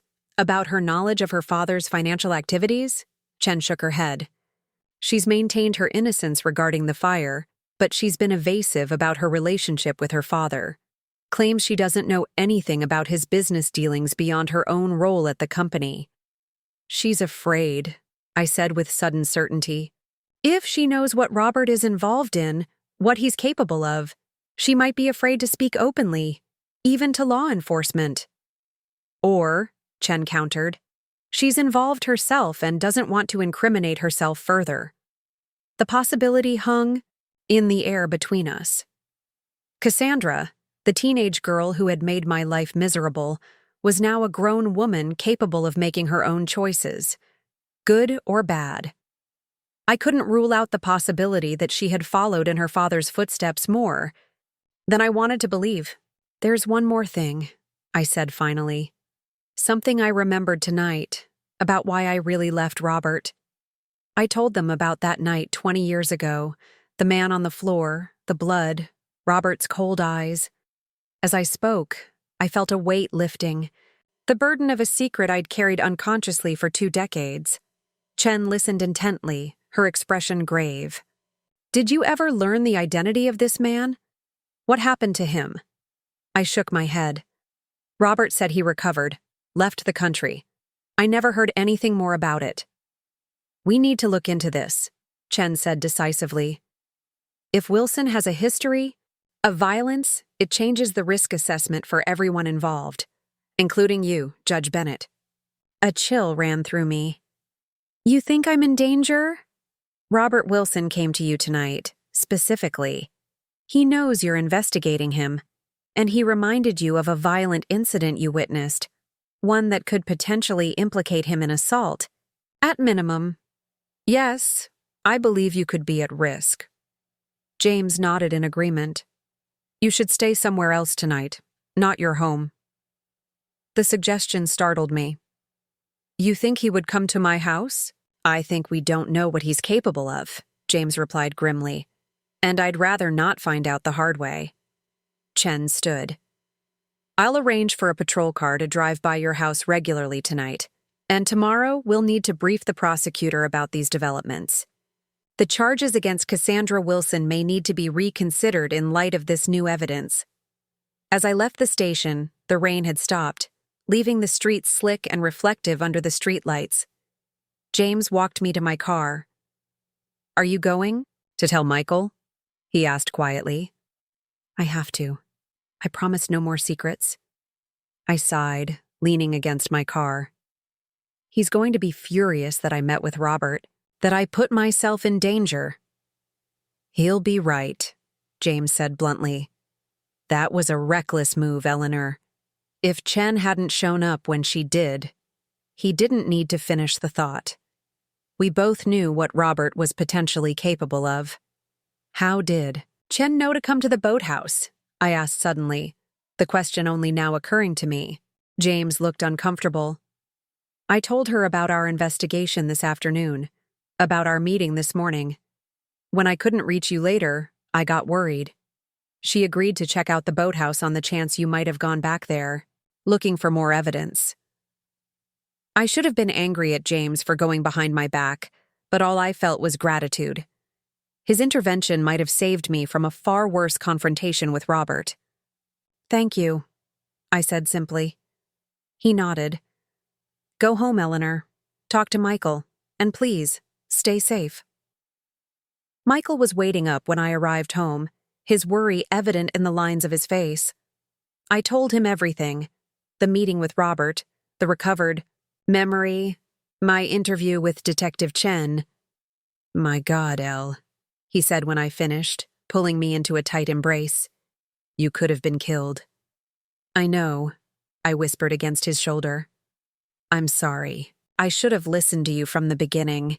He pulled back, cupping my face in his hands. "What happens now?" "Chen will investigate the evidence against Robert. If it supports the theory that he orchestrated the fire, the charges against Cassandra could be dropped. And if they can tie him to the money laundering operation James uncovered, he could go away for a very long time," Michael finished. The prospect should have brought me satisfaction, justice finally catching up with a man who had caused so much pain. But all I felt was a deep, bone-weary exhaustion. "I think I need to talk to Cassandra," I said suddenly. "Directly, not as a judge or investigator. Just person to person." Michael frowned. "Is that wise? She's still a defendant in an ongoing case. The case that might be dismissed because of evidence I helped uncover," I pointed out. "I need to understand, Michael. Not just what happened with the fire, but everything.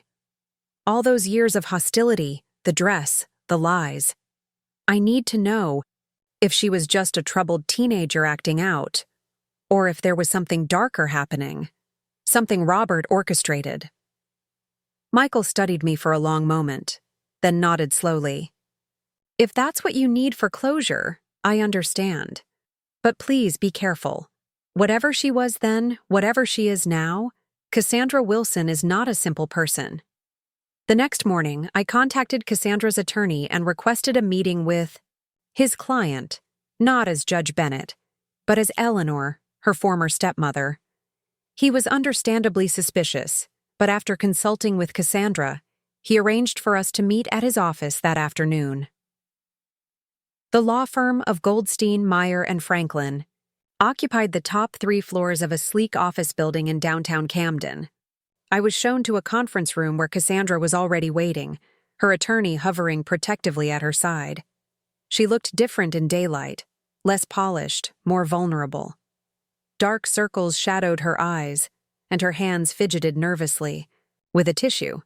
When I entered, she looked up, her expression guarded but not hostile. "Eleanor," she said simply. "This is unexpected." "Thank you for agreeing to see me," I replied, taking the seat across from her. "I know this is an unusual situation." Her attorney, a silver-haired man with an expensive suit and perpetually furrowed brow, cleared his throat.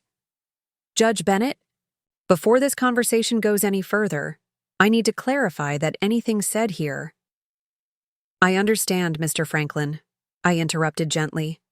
"I'm not here in my judicial capacity. I've been recused from Cassandra's case, as you know. This is a personal conversation." He didn't look convinced.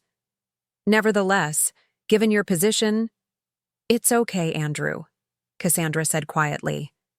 "I want to hear what she has to say." She turned to me. "You've been asking questions about the fire, about my father." So she knew. I shouldn't have been surprised. Robert had known about my investigation after all. "Yes," I admitted. "I've learned some concerning things about your father's business activities, about the timing of the fire and his changes to his will." Cassandra's eyes widened slightly. "You think he set me up?" "I think it's a possibility that needs to be explored.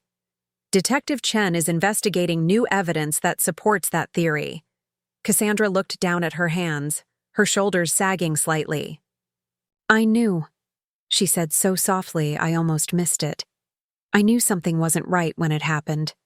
The fire, the investigation, how quickly they zeroed in on me. But no one would believe me. Because of your history, I suggested gently. Your relationship with your father. She looked up then, her eyes meeting mine with a directness that reminded me painfully of the teenage girl I'd known. Our relationship was complicated.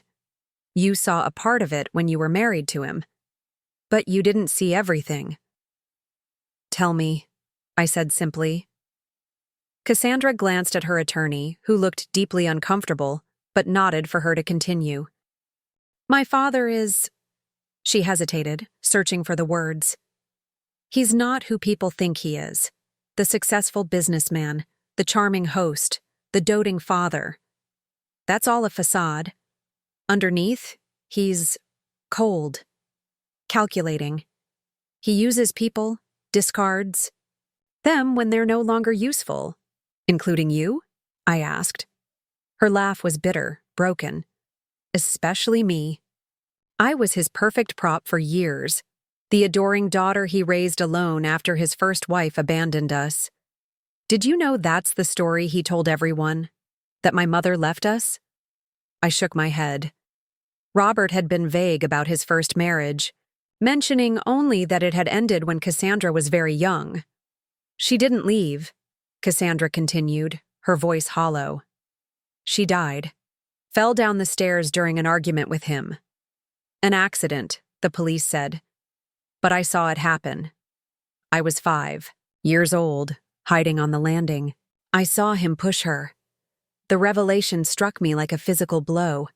Cassandra, are you saying that my father killed my mother? I don't know. Maybe it was an accident, like the police said.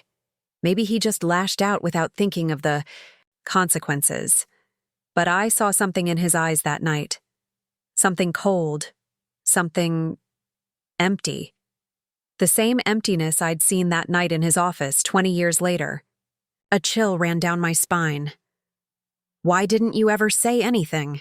I asked. To me? To anyone? Her expression was desolate. I was 5 years old, traumatized. By the time I was old enough to understand what I might have seen, my father had groomed me into absolute loyalty and fear. She paused, her fingers twisting the tissue into shreds. Besides, who would have believed me? He was Robert Wilson, successful, respected, charming. I was just a troubled kid. The pieces were falling into place. Her hostility during my marriage to Robert, her desperate attempts to drive me away. They hadn't been simple teenage rebellion or jealousy. You were trying to protect me, I said slowly, the realization dawning. All those years, the things you did, you were trying to make me leave before what happened to your mother happened to me. Cassandra didn't confirm or deny it directly, but something in her expression, a flicker of that same vulnerable teenager I'd known, told me I was right. Why the wedding dress? I asked. The question that had lingered for 20 years finally, finding voice. Why destroy something so precious to me? She looked away, shame coloring her cheeks. Because you wouldn't leave. Nothing I did seemed to drive you away.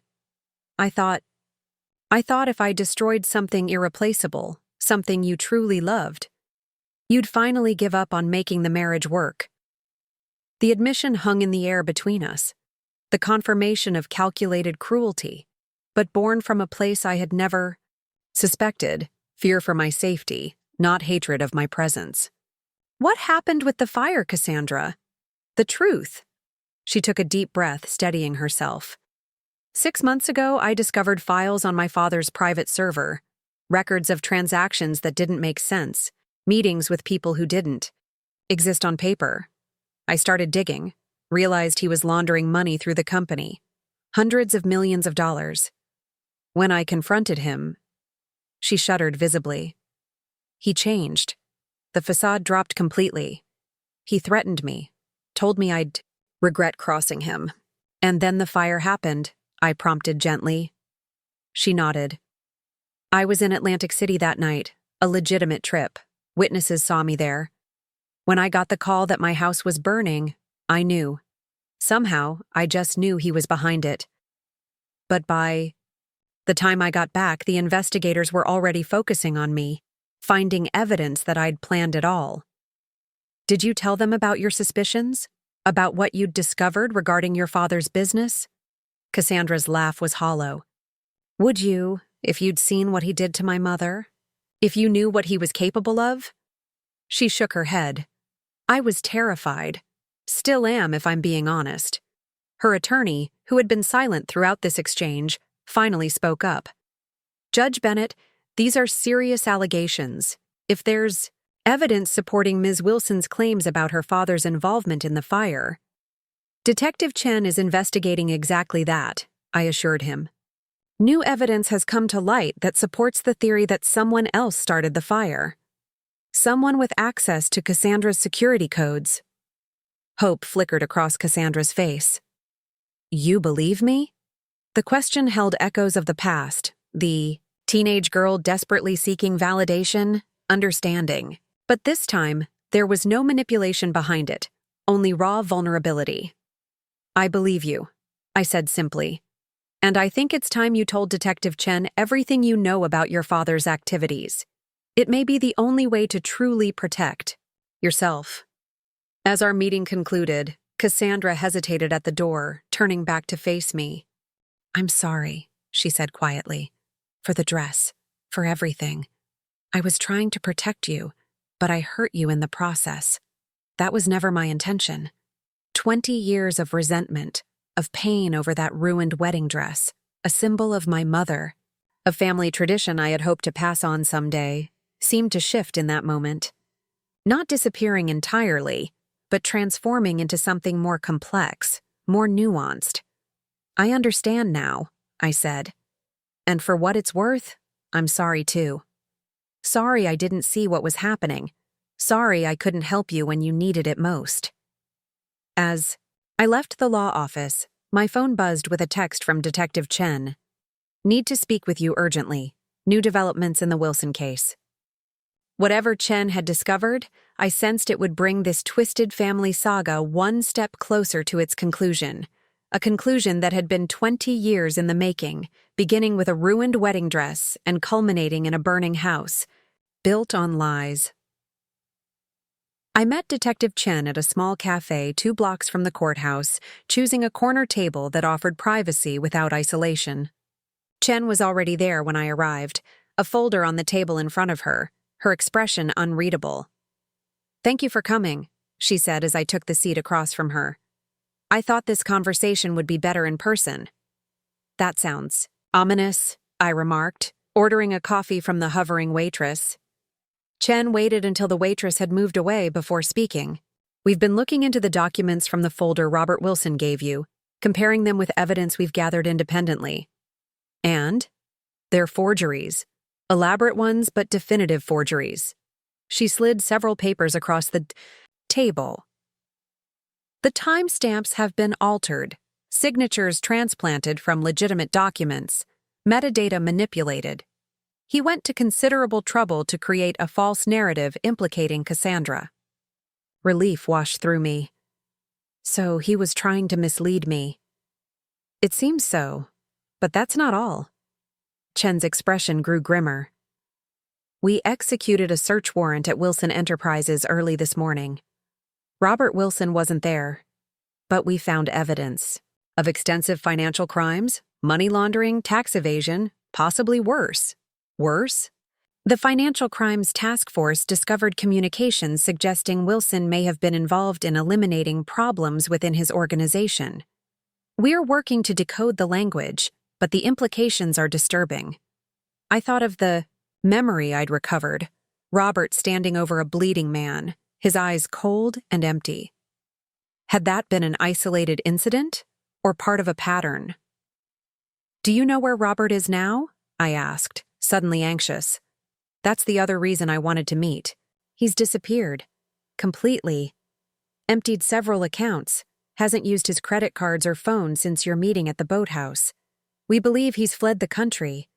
The news shouldn't have surprised me. Robert had been preparing his escape for months, according to Veronica, but it still hit me with unexpected force. If he had truly disappeared, justice might never be served for whatever crimes he had committed.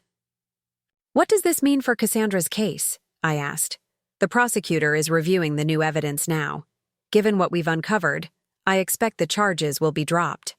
There's clear evidence the fire was set remotely using access codes only. Robert possessed, and the financial trail suggests a motive, silencing Cassandra before she could expose his operation." I nodded, thinking of my conversation with Cassandra. She told me she discovered evidence of money laundering 6 months ago. That's when their relationship changed. Chen studied me curiously. "You spoke with her?" "This morning. Not as judge. Bennett, as Eleanor, her former stepmother." I hesitated, then decided to share the most troubling revelation from that conversation. She told me something about her mother's death, something that suggests Robert may have been responsible. Chen's eyes widened slightly. "When was this?" "Almost 30 years ago. Cassandra was 5. She says she saw him push her mother down a stairs during an argument. It was ruled an accident." Chen was already making notes. "We'll look into it. If there's a pattern of violence, stretching back that far..." She let the implications hang in the air. "Do you think he'll ever be found?" I asked. Chen's expression was grim.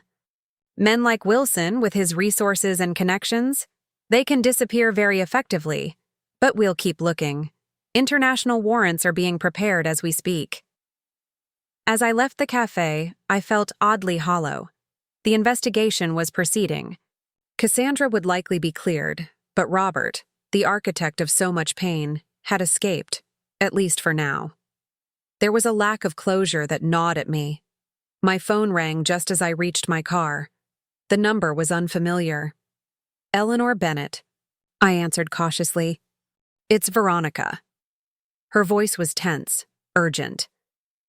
"I need to see you. Right away. It's about Robert." "The police are looking for him," I told her. "He's disappeared." "I know where he is," she replied, the words sending a chill through me. "Or at least where he's going to be. Tonight." We arranged to meet at a diner outside the city, away from places Robert might have under surveillance. Veronica was already seated in a corner booth when I arrived, a cup of untouched coffee in front of her normally immaculate appearance slightly disheveled. "Thank you for coming," she said, as I slid into the seat across from her. I didn't know who else to call. "You said you know where Robert is?" I prompted gently. She nodded, glancing nervously around the nearly empty diner. "He contacted me this morning. Said he needed my help to access some emergency funds he has hidden. He's planning to leave the country tonight, a private plane from a small airfield in the Poconos." "Did you tell the police?" Veronica's laugh was bitter. "Robert has people in the police department. If I'd gone to them, he would have known immediately. That's why I came to you." I studied her carefully, searching for signs of deception. "Why, would he contact you?" "He must know you're aware of his crimes by now, because he trusts me to be scared enough to help him." Her voice was steady despite the fear evident in her eyes. "And because I've convinced him I'm still loyal, that I believe his version of events over Cassandra's." "Are you wearing a wire? Right now?" I asked suddenly, the prosecutor in me surfacing. She met my gaze directly. "No. This isn't an entrapment, Eleanor. I genuinely need your help. I need someone Robert hasn't already corrupted or intimidated." "What exactly are you asking me to do?" "Help me contact the right people. Federal agents, not local police. Someone who can intercept him tonight before he disappears forever." I considered my options. Going directly to James or Chen with this information was the obvious choice, but if Veronica was right about Robert having connections within local law enforcement, it could warn him before any trap could be set. "I know someone at the FBI," I said finally. "Someone trustworthy. I can make the call, but I'll need details. Exact time, location, how he's traveling." Veronica pulled a slip of paper from her purse and slid it across the table. "Everything I know is there. The airfield, the tail number of the plane, the scheduled departure time. As I reached for the paper, her hand caught mine, her grip surprisingly strong. There's something else you should know, something I found in Robert's private safe after he fled. She withdrew a small USB drive from her purse. This contains videos, recordings from his office over the past 15 years. He kept them as insurance, leverage over business associates. And you took it? Veronica? That's incredibly dangerous. I know, she said simply. But you need to see what's on it, especially the oldest file. A sense of foreboding settled over me. What's on? The oldest file? Her eyes met mine, filled with a mixture of pity and resolve. The night you walked in on him in his office, with that man, you saw more than you remember, Eleanor. Much more. The drive felt impossibly heavy in my hand as I slipped it into my pocket. Whatever was on it, whatever I had witnessed and subsequently suppressed, would have to wait. Right now, stopping Robert from escaping justice was the priority. I excused myself to make the call, stepping outside the diner into the cool evening air. My contact at the FBI, Special Agent Marcus Rivera, had worked with me on several cases during my time as a prosecutor. If anyone could handle this situation with the necessary discretion and resources, it was him. Eleanor, he answered on the third ring. This is unexpected. Marcus, I need your help, urgently. I laid out the situation as concisely as possible. Robert, Wilson, the financial crimes, the evidence suggesting violence, and now the planned escape. You're sure about this information? He asked when I finished. The source is reliable? His wife. And yes, I believe she's telling the truth. There was a brief pause. I'll need to coordinate with the financial crimes unit that's already building a case. Can you send me the details immediately?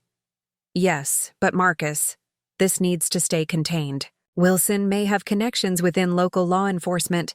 Understood. We'll handle this at the federal level only. He paused again. Eleanor, I have to ask, why are you involved in this? This isn't your jurisdiction, and from what I understand, you were recused from the related case. It was a fair question, one I'd been asking myself repeatedly over the past few days. It's complicated, Marcus. Let's just say I have a personal interest in seeing justice served. After sending the details from Veronica's note to Marcus, I returned to the diner. Veronica was checking her watch nervously. It's done, I told her. Federal agents will intercept him at the airfield. Now I think you should come with me, somewhere safe until this is over. She shook her head. I can't. Robert is expecting me to meet him with the access codes for his emergency accounts. If I don't show up, he'll know something is wrong. Veronica, it's too dangerous. If he suspects anything, I'll be careful, she insisted. I've been playing this role for months now. One more night won't make a difference. I could see the determination in her eyes. The same resolve I'd seen in Cassandra earlier that day. These women had lived under Robert's shadow, navigated his manipulations, survived his control. They had developed strengths I could only begin to understand. At least let me arrange for someone to follow you, at a distance, just in case. She considered this, then nodded. All right. But they need to be invisible. Robert has a sixth sense for surveillance. I texted James, explaining the situation without mentioning the FBI's involvement. If Robert did have police contacts, keeping the federal operation compartmentalized was crucial. James agreed to follow Veronica discreetly, to intervene only if absolutely necessary. As she prepared to leave, Veronica gripped my arm. The drive, Eleanor. Watch it tonight. Before anything else happens, you need to know the truth, all of it. Her intensity was unsettling. What am I going to see, Veronica? The reason Robert has always been afraid of you. The real reason he manipulated Cassandra against you all those years ago. Why he needed you gone. With those cryptic words, she left, James following at a careful distance in an unmarked car. I sat in the diner for several minutes, the USB drive, a heavy presence in my pocket before finally heading home. Michael was working late, which gave me the privacy I needed to view whatever was on the drive. I poured myself a glass of wine, steeling myself for what I might see, then inserted the drive into my laptop. The oldest file was dated 20 years ago, the exact night I had stumbled upon Robert in his office. With a deep breath, I clicked play. The video quality was poor by modern standards, but clear enough. It showed Robert's home office from an angle that captured most of the room. Robert was seated behind his desk, speaking with the man I remembered, Anton Vetrov, a Russian businessman who had partnered with Wilson Enterprises on several projects. Their conversation was tense, escalating quickly into an argument about missing funds, accusations of skimming from their shared accounts. Then, with shocking swiftness, Robert stood and struck Vetrov across the face with a heavy paperweight. Vetrov stumbled but didn't fall, reaching inside his jacket. For a weapon, perhaps. Robert struck him again, and this time, Vetrov crumpled to the floor. What happened next made my blood run cold. Robert didn't call for help. He didn't check if Vetrov was seriously injured. Instead, he methodically wrapped the paperweight in a cloth, tucked it into his desk drawer, then made a phone call.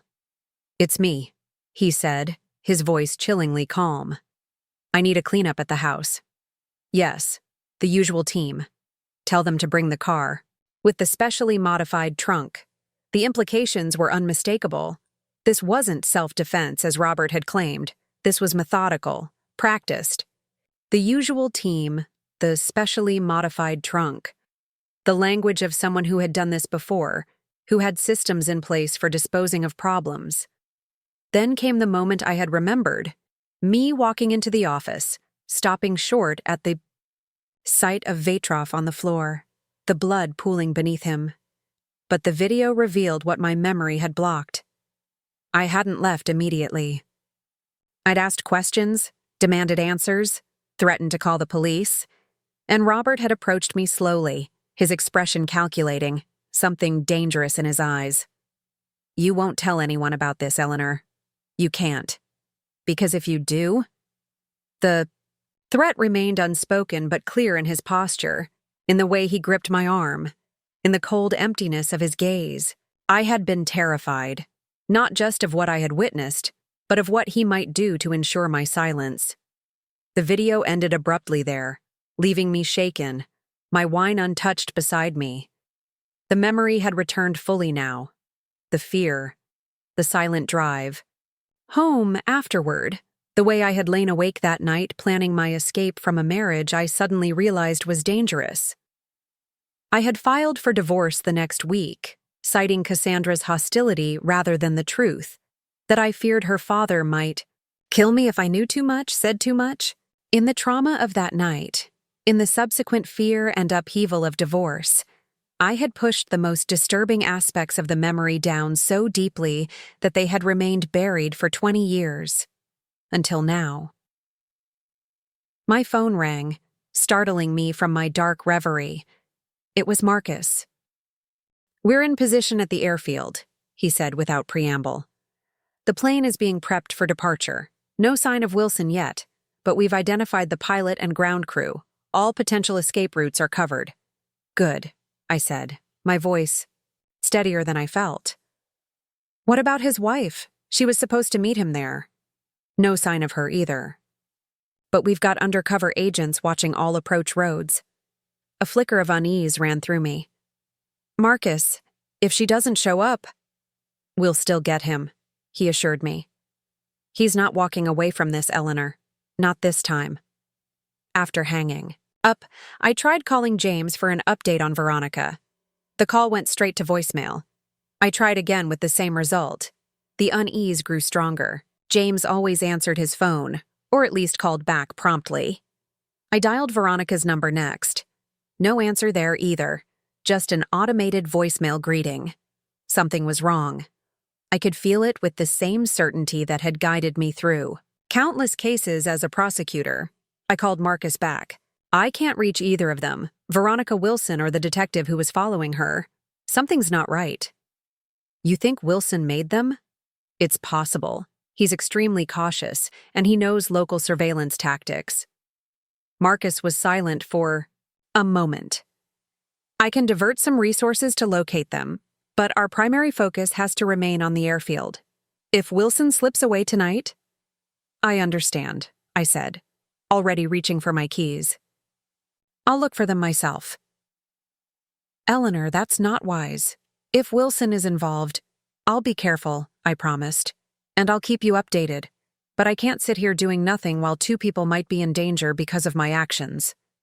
After hanging up, I called Michael, explaining the situation as succinctly as possible. His concern was immediate and profound. Eleanor, no. Let the police handle this. If Robert has police connections, that could make things worse, I argued. I'm just going to check Veronica's house, see if there's any sign of her or James. I won't take any risks. At least let me come with you, he insisted. No, stay where you are. If I need backup, I'll call you immediately. The last thing I wanted was to put Michael in danger as well. I promise. I'm just going to drive by, maybe knock on the door. Nothing more. He reluctantly agreed, extracting multiple promises about staying in constant contact and calling for help at the first sign of trouble. The drive to Veronica's house in the upscale Cherry Hill neighborhood took 20 minutes. The street was quiet, elegantly landscaped homes set back from the road, security systems discreetly visible. Veronica's house, a modern colonial with imposing white columns, was dark except for a single light in what appeared to be the kitchen. Parked across the street, scanning the area for any sign of James's car or suspicious activity. Nothing seemed immediately out of place, but the silence, the darkness felt oppressive rather than peaceful. My phone buzzed with a text from Marcus. No sign of Wilson yet. Plane scheduled to depart in 30 minutes. Where was Robert? If he was planning to flee tonight, he should have been at the airfield by now. Unless the whole thing had been a setup. A diversion to draw federal resources away from his actual escape route. Or worse, a trap for Veronica, and now potentially James and me as well. I was about to call Marcus with my concerns when a movement at Veronica's window caught my eye. A quick shadow, there and gone so quickly I might have imagined it. But instinct told me otherwise. Someone was in that house. Whether it was Veronica, James, Robert, or someone else entirely, I couldn't tell from here. I had promised Michael I wouldn't take risks, but I couldn't simply drive away, not when people might be in danger because of my involvement. I dialed 911, gave the address and a brief explanation of possible suspicious activity, then got out of my car. I would approach the house, listen for any signs of distress, but not enter. That seemed a reasonable compromise between caution and responsibility. As I crossed the street, the kitchen light suddenly went out, plunging the house into complete darkness. My steps faltered. Something was definitely wrong. My phone buzzed again. A text from an unknown number. Inside. Hurry. Back door. Veronica was in the house, apparently in trouble.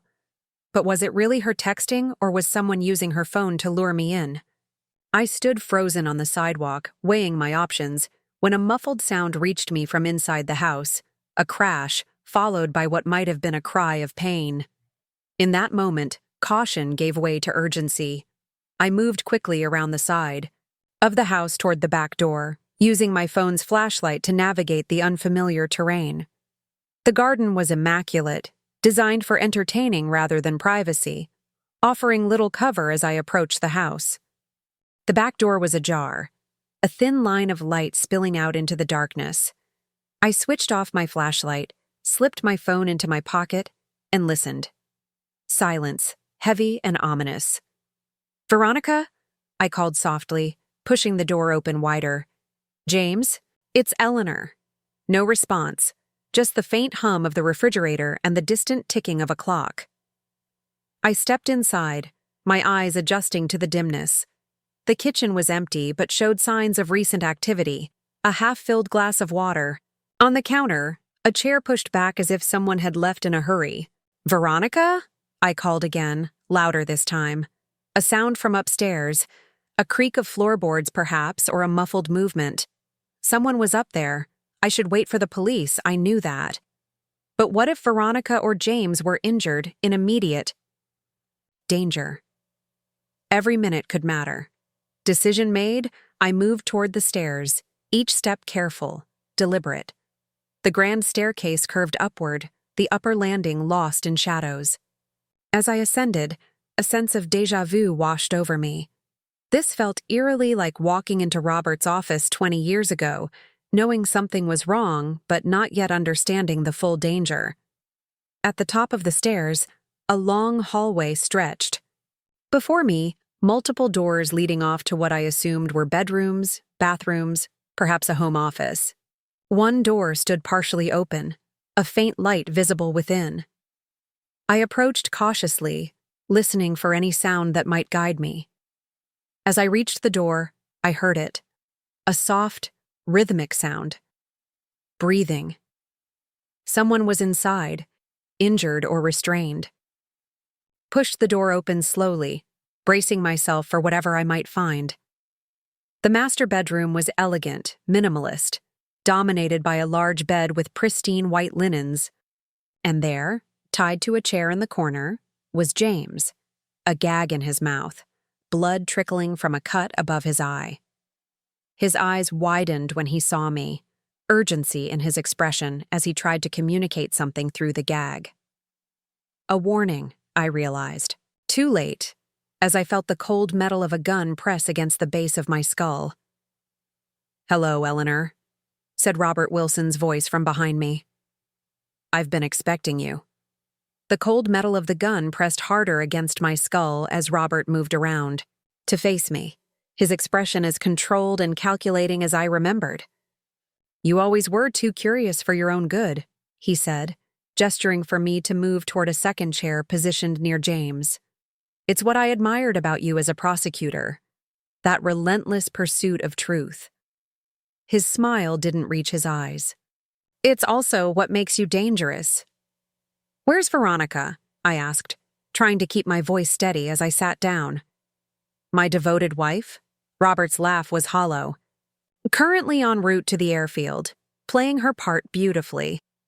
You see, Eleanor, Veronica has always been more adaptable than you. She understands the value of self-preservation. She texted me to come here," I said, confusion mixing with fear. "Asked me to hurry."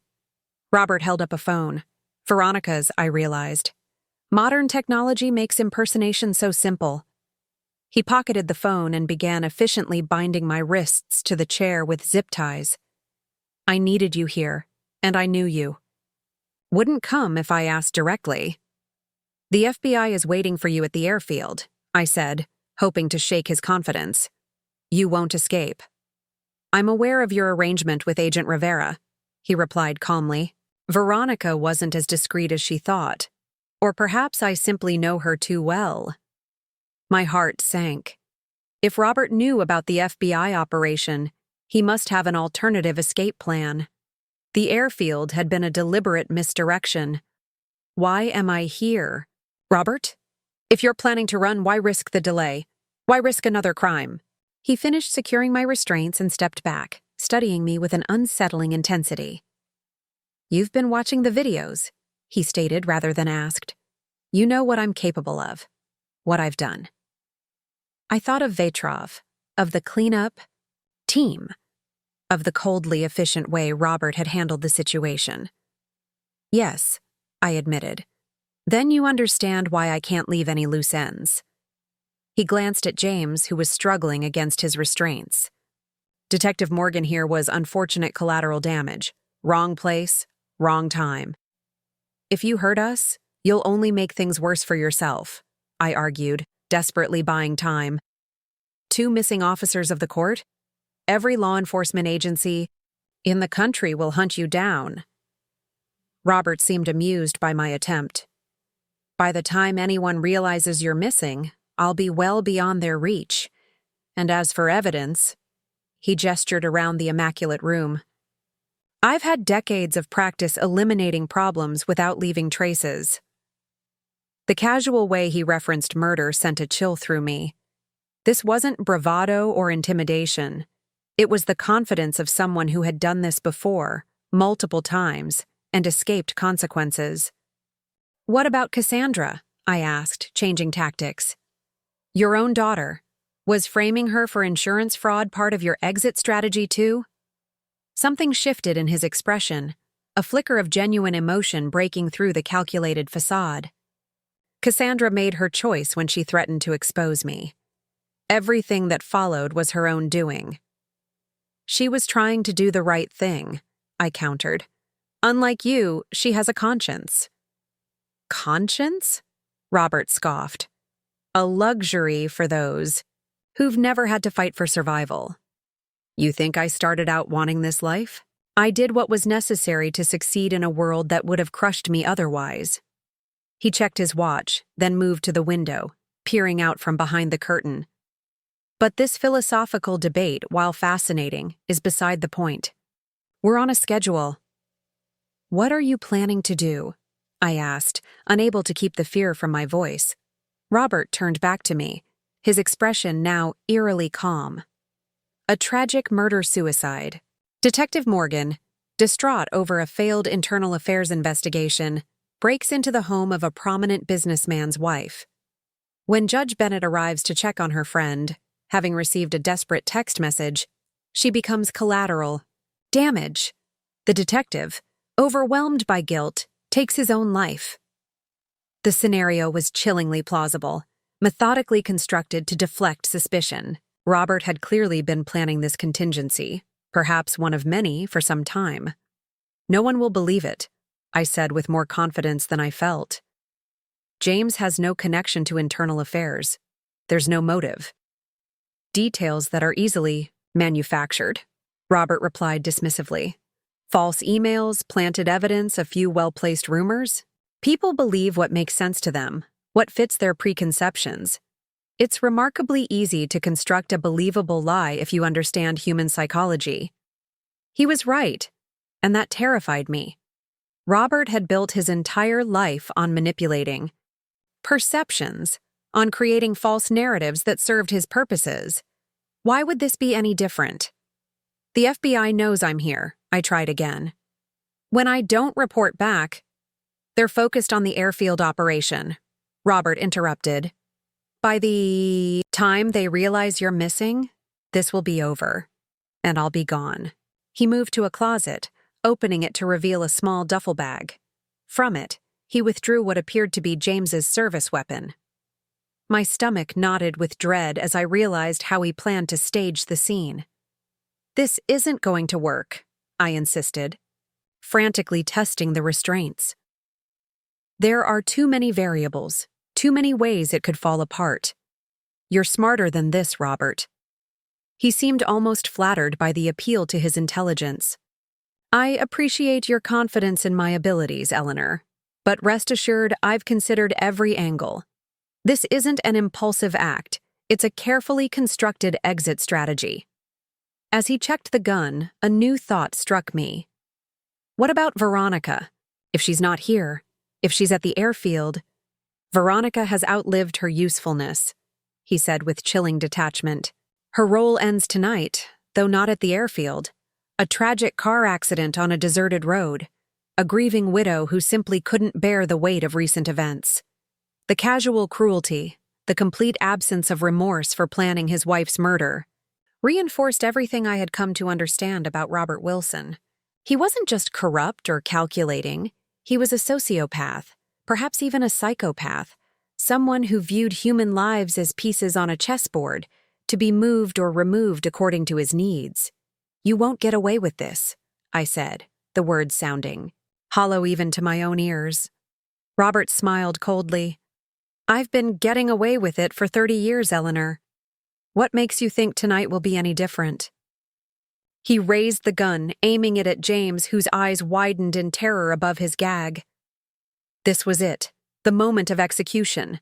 I had to do something, say something, anything to interrupt his plan. "I know about Cassandra's mother," I blurted out desperately. "I know you killed her." Robert's hand froze, the gun still aimed at James, but his attention now fully on me. "What did you say?" "Cassandra saw you push her mother down the stairs," I continued, seizing on his reaction. "She told me everything. She was 5 years old, hiding on the landing. She saw what you did." Something dangerous flashed in his eyes, rage, perhaps, or fear. Cassandra was a child, confused, traumatized. Her memory is unreliable. Is it? Or is it the truth you've been hiding all these years? The first murder that taught you how easy it was to eliminate problems? The gun shifted, now pointing at me. "You don't know what you're talking about," he snarled, his composure cracking for the first time. "I think I do.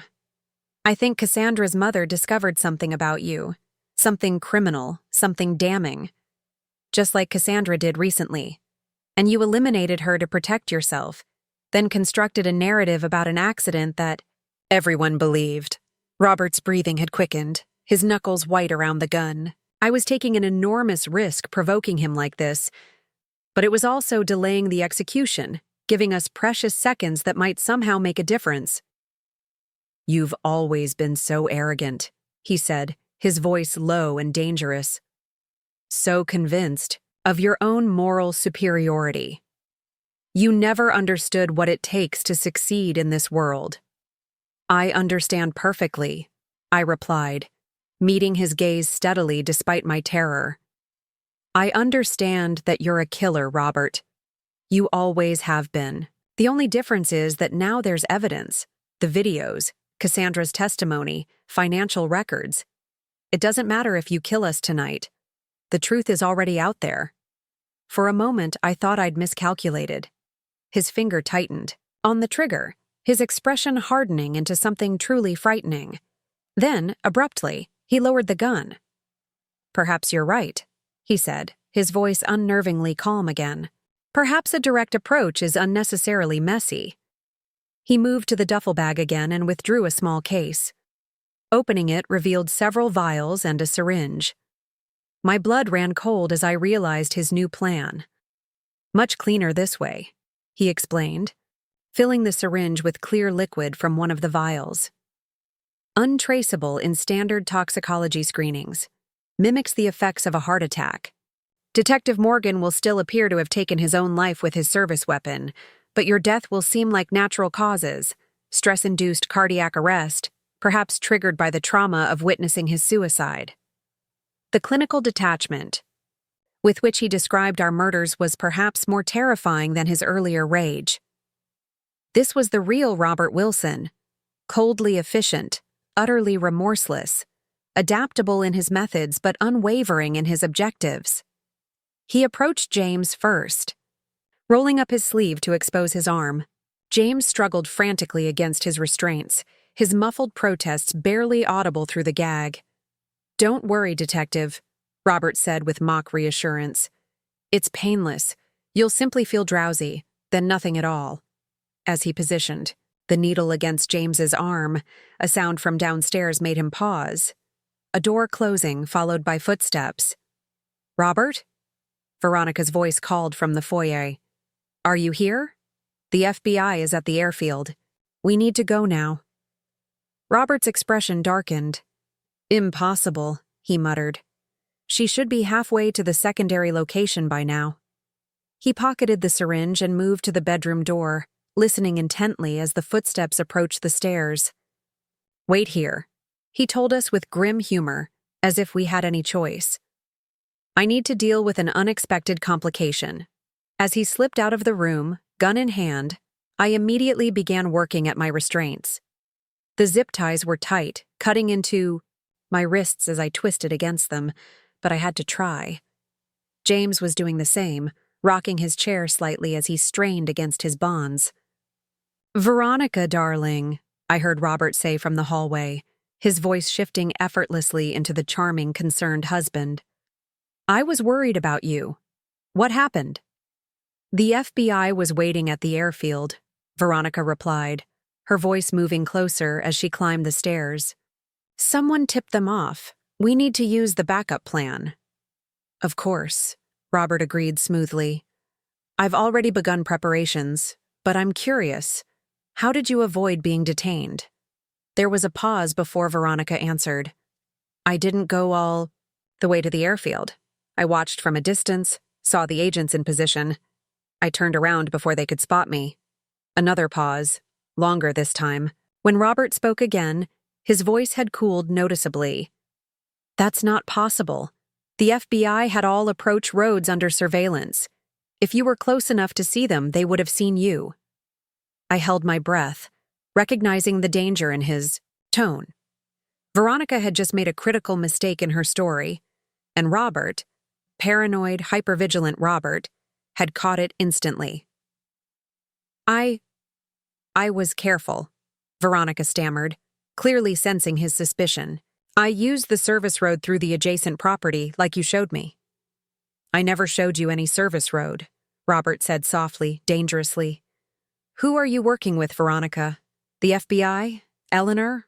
Or perhaps both?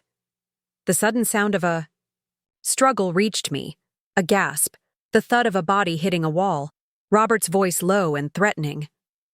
Tell me the truth, he demanded. Now!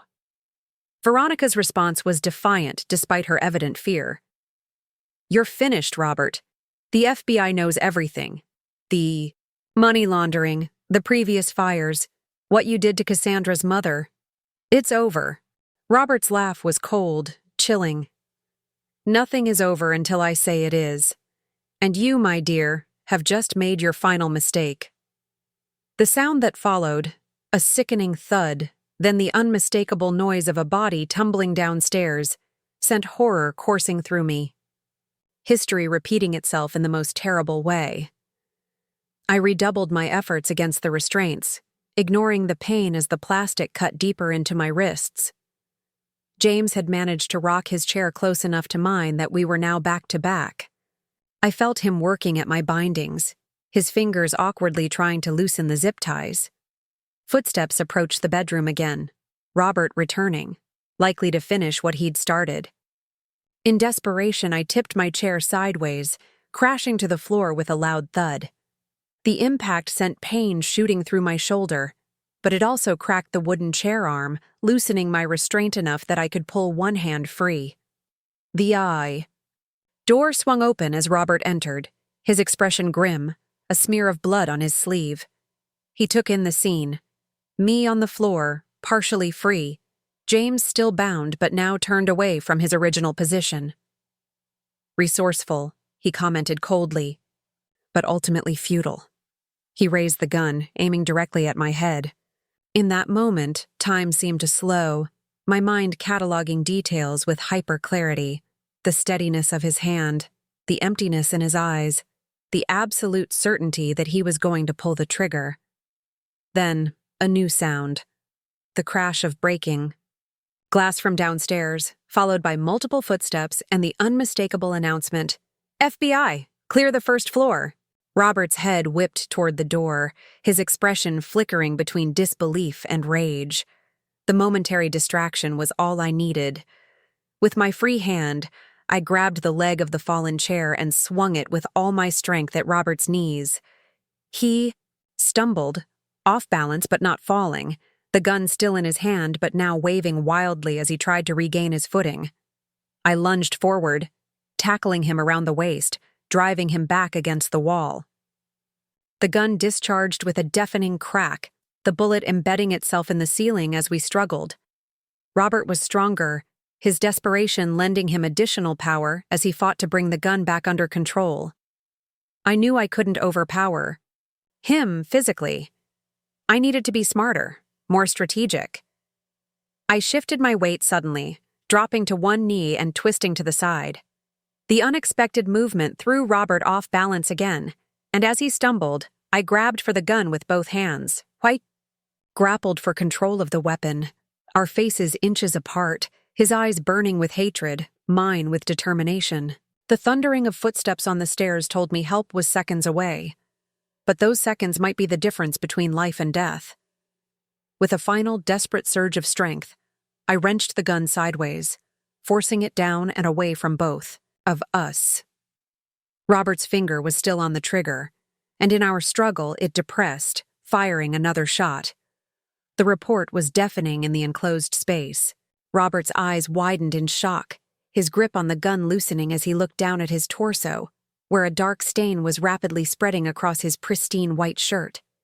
He staggered backwards, collapsing against the wall and sliding slowly to the floor, the gun falling from his nerveless fingers. His expression wasn't pain or fear or even anger. It was bewilderment, the look of a man who had never contemplated his own mortality, now forced to confront it directly. "This isn't possible," he gasped, pressing his hand against the wound. "I had everything planned." The door burst open as FBI agents swarmed into the room, weapons raised, shouting commands that seemed to come from a great distance. Someone pulled me away from Robert, checked me for injuries, asked questions I couldn't focus on answering. Through the chaos, my eyes remained fixed on Robert, the man who had brought so much pain into my life, into Cassandra's life, into the lives of countless others. As agents worked to stem his bleeding, his gaze found mine one last time. "You were always the problem," he whispered, his voice fading. "The one I couldn't control." Then his eyes glazed over, his head lolling to the side as medical personnel rushed in, pushing the agents aside to work on him. Someone, Marcus, I realized distantly, led me from the room, his voice gentle but urgent. "Eleanor, we need to get you out of here.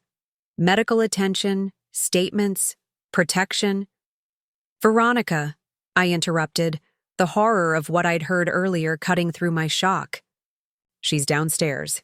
He pushed her down the stairs, just like Cassandra's mother.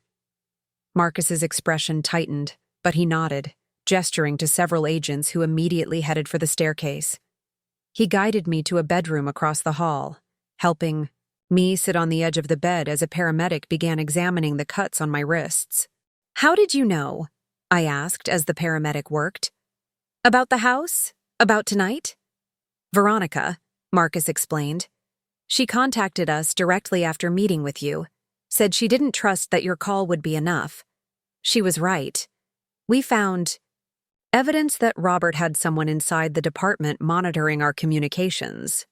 Is she—" I couldn't finish the question, the image of her falling down those stairs too vivid in my mind. Marcus's expression was grim but not defeated. "Alive, last I heard. Unconscious, injuries consistent with a fall.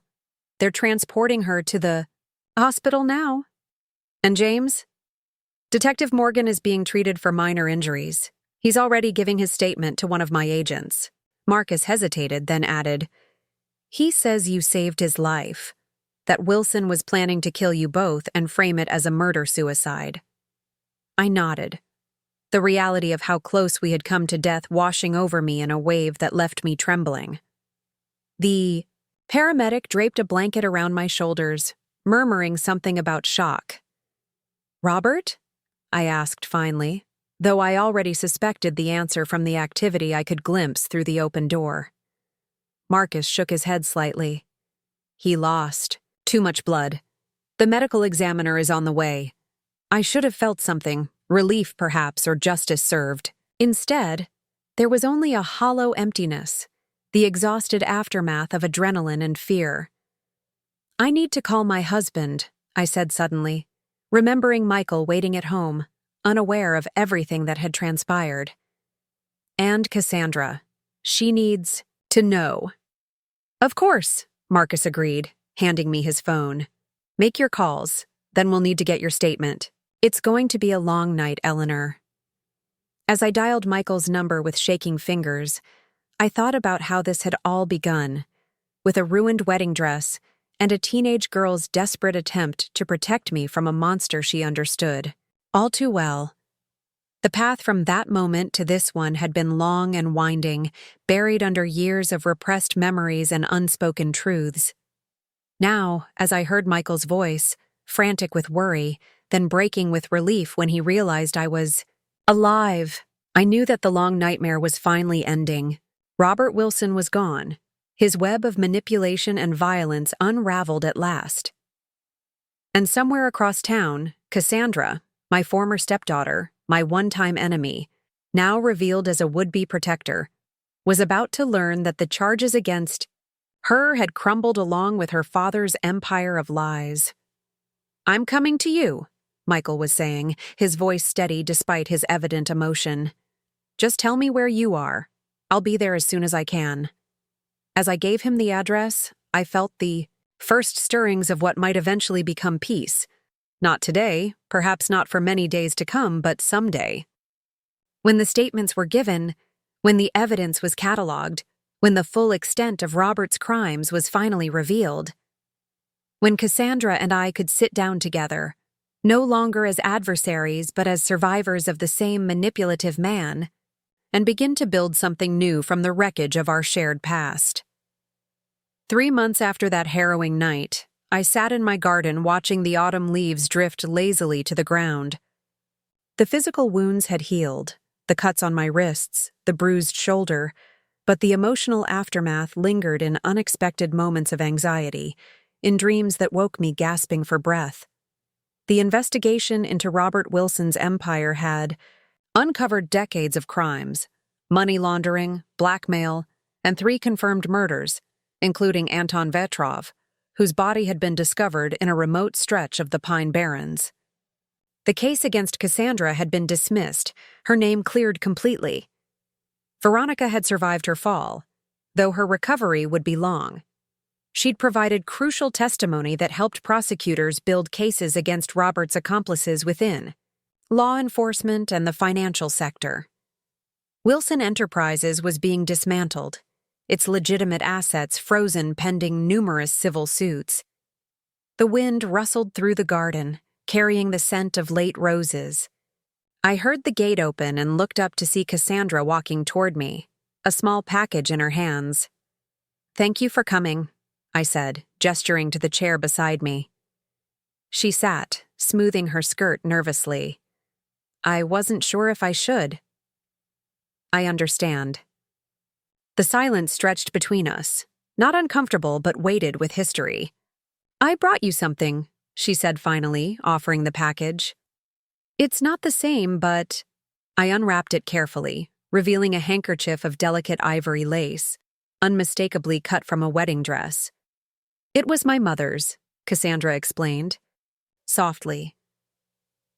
"The only piece I saved after father, after the funeral.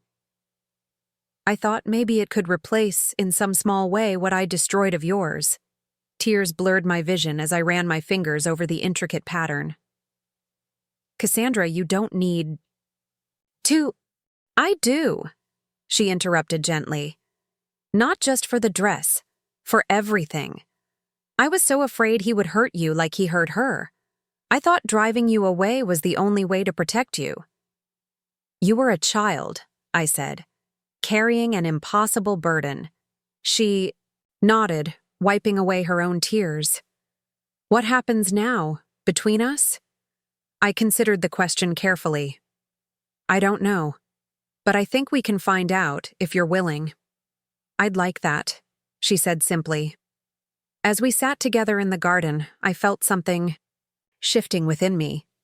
Not forgiveness exactly, not yet, but understanding. The beginning of healing. That night, I placed the lace handkerchief in my jewelry box beside my mother's sapphire earrings. 2 pieces of family history, different lineages now connected through unexpected circumstances. Michael found me there, wrapped his arms around me from behind. "Okay?" "Getting there," I answered truthfully. The shadows of the past would never completely disappear, but they were receding, making space for something new, something neither Cassandra nor I could have imagined when she stole my wedding dress all those years ago. Not a courtroom confrontation, but a second chance. Not judgment, but possibility. Up next, you've got 2 more standout stories right on your screen. If this one hit the mark, you won't want to pass these up. Just click and check them out. And don't forget to like, subscribe, and turn on the notification bell so you don't miss any upload from us.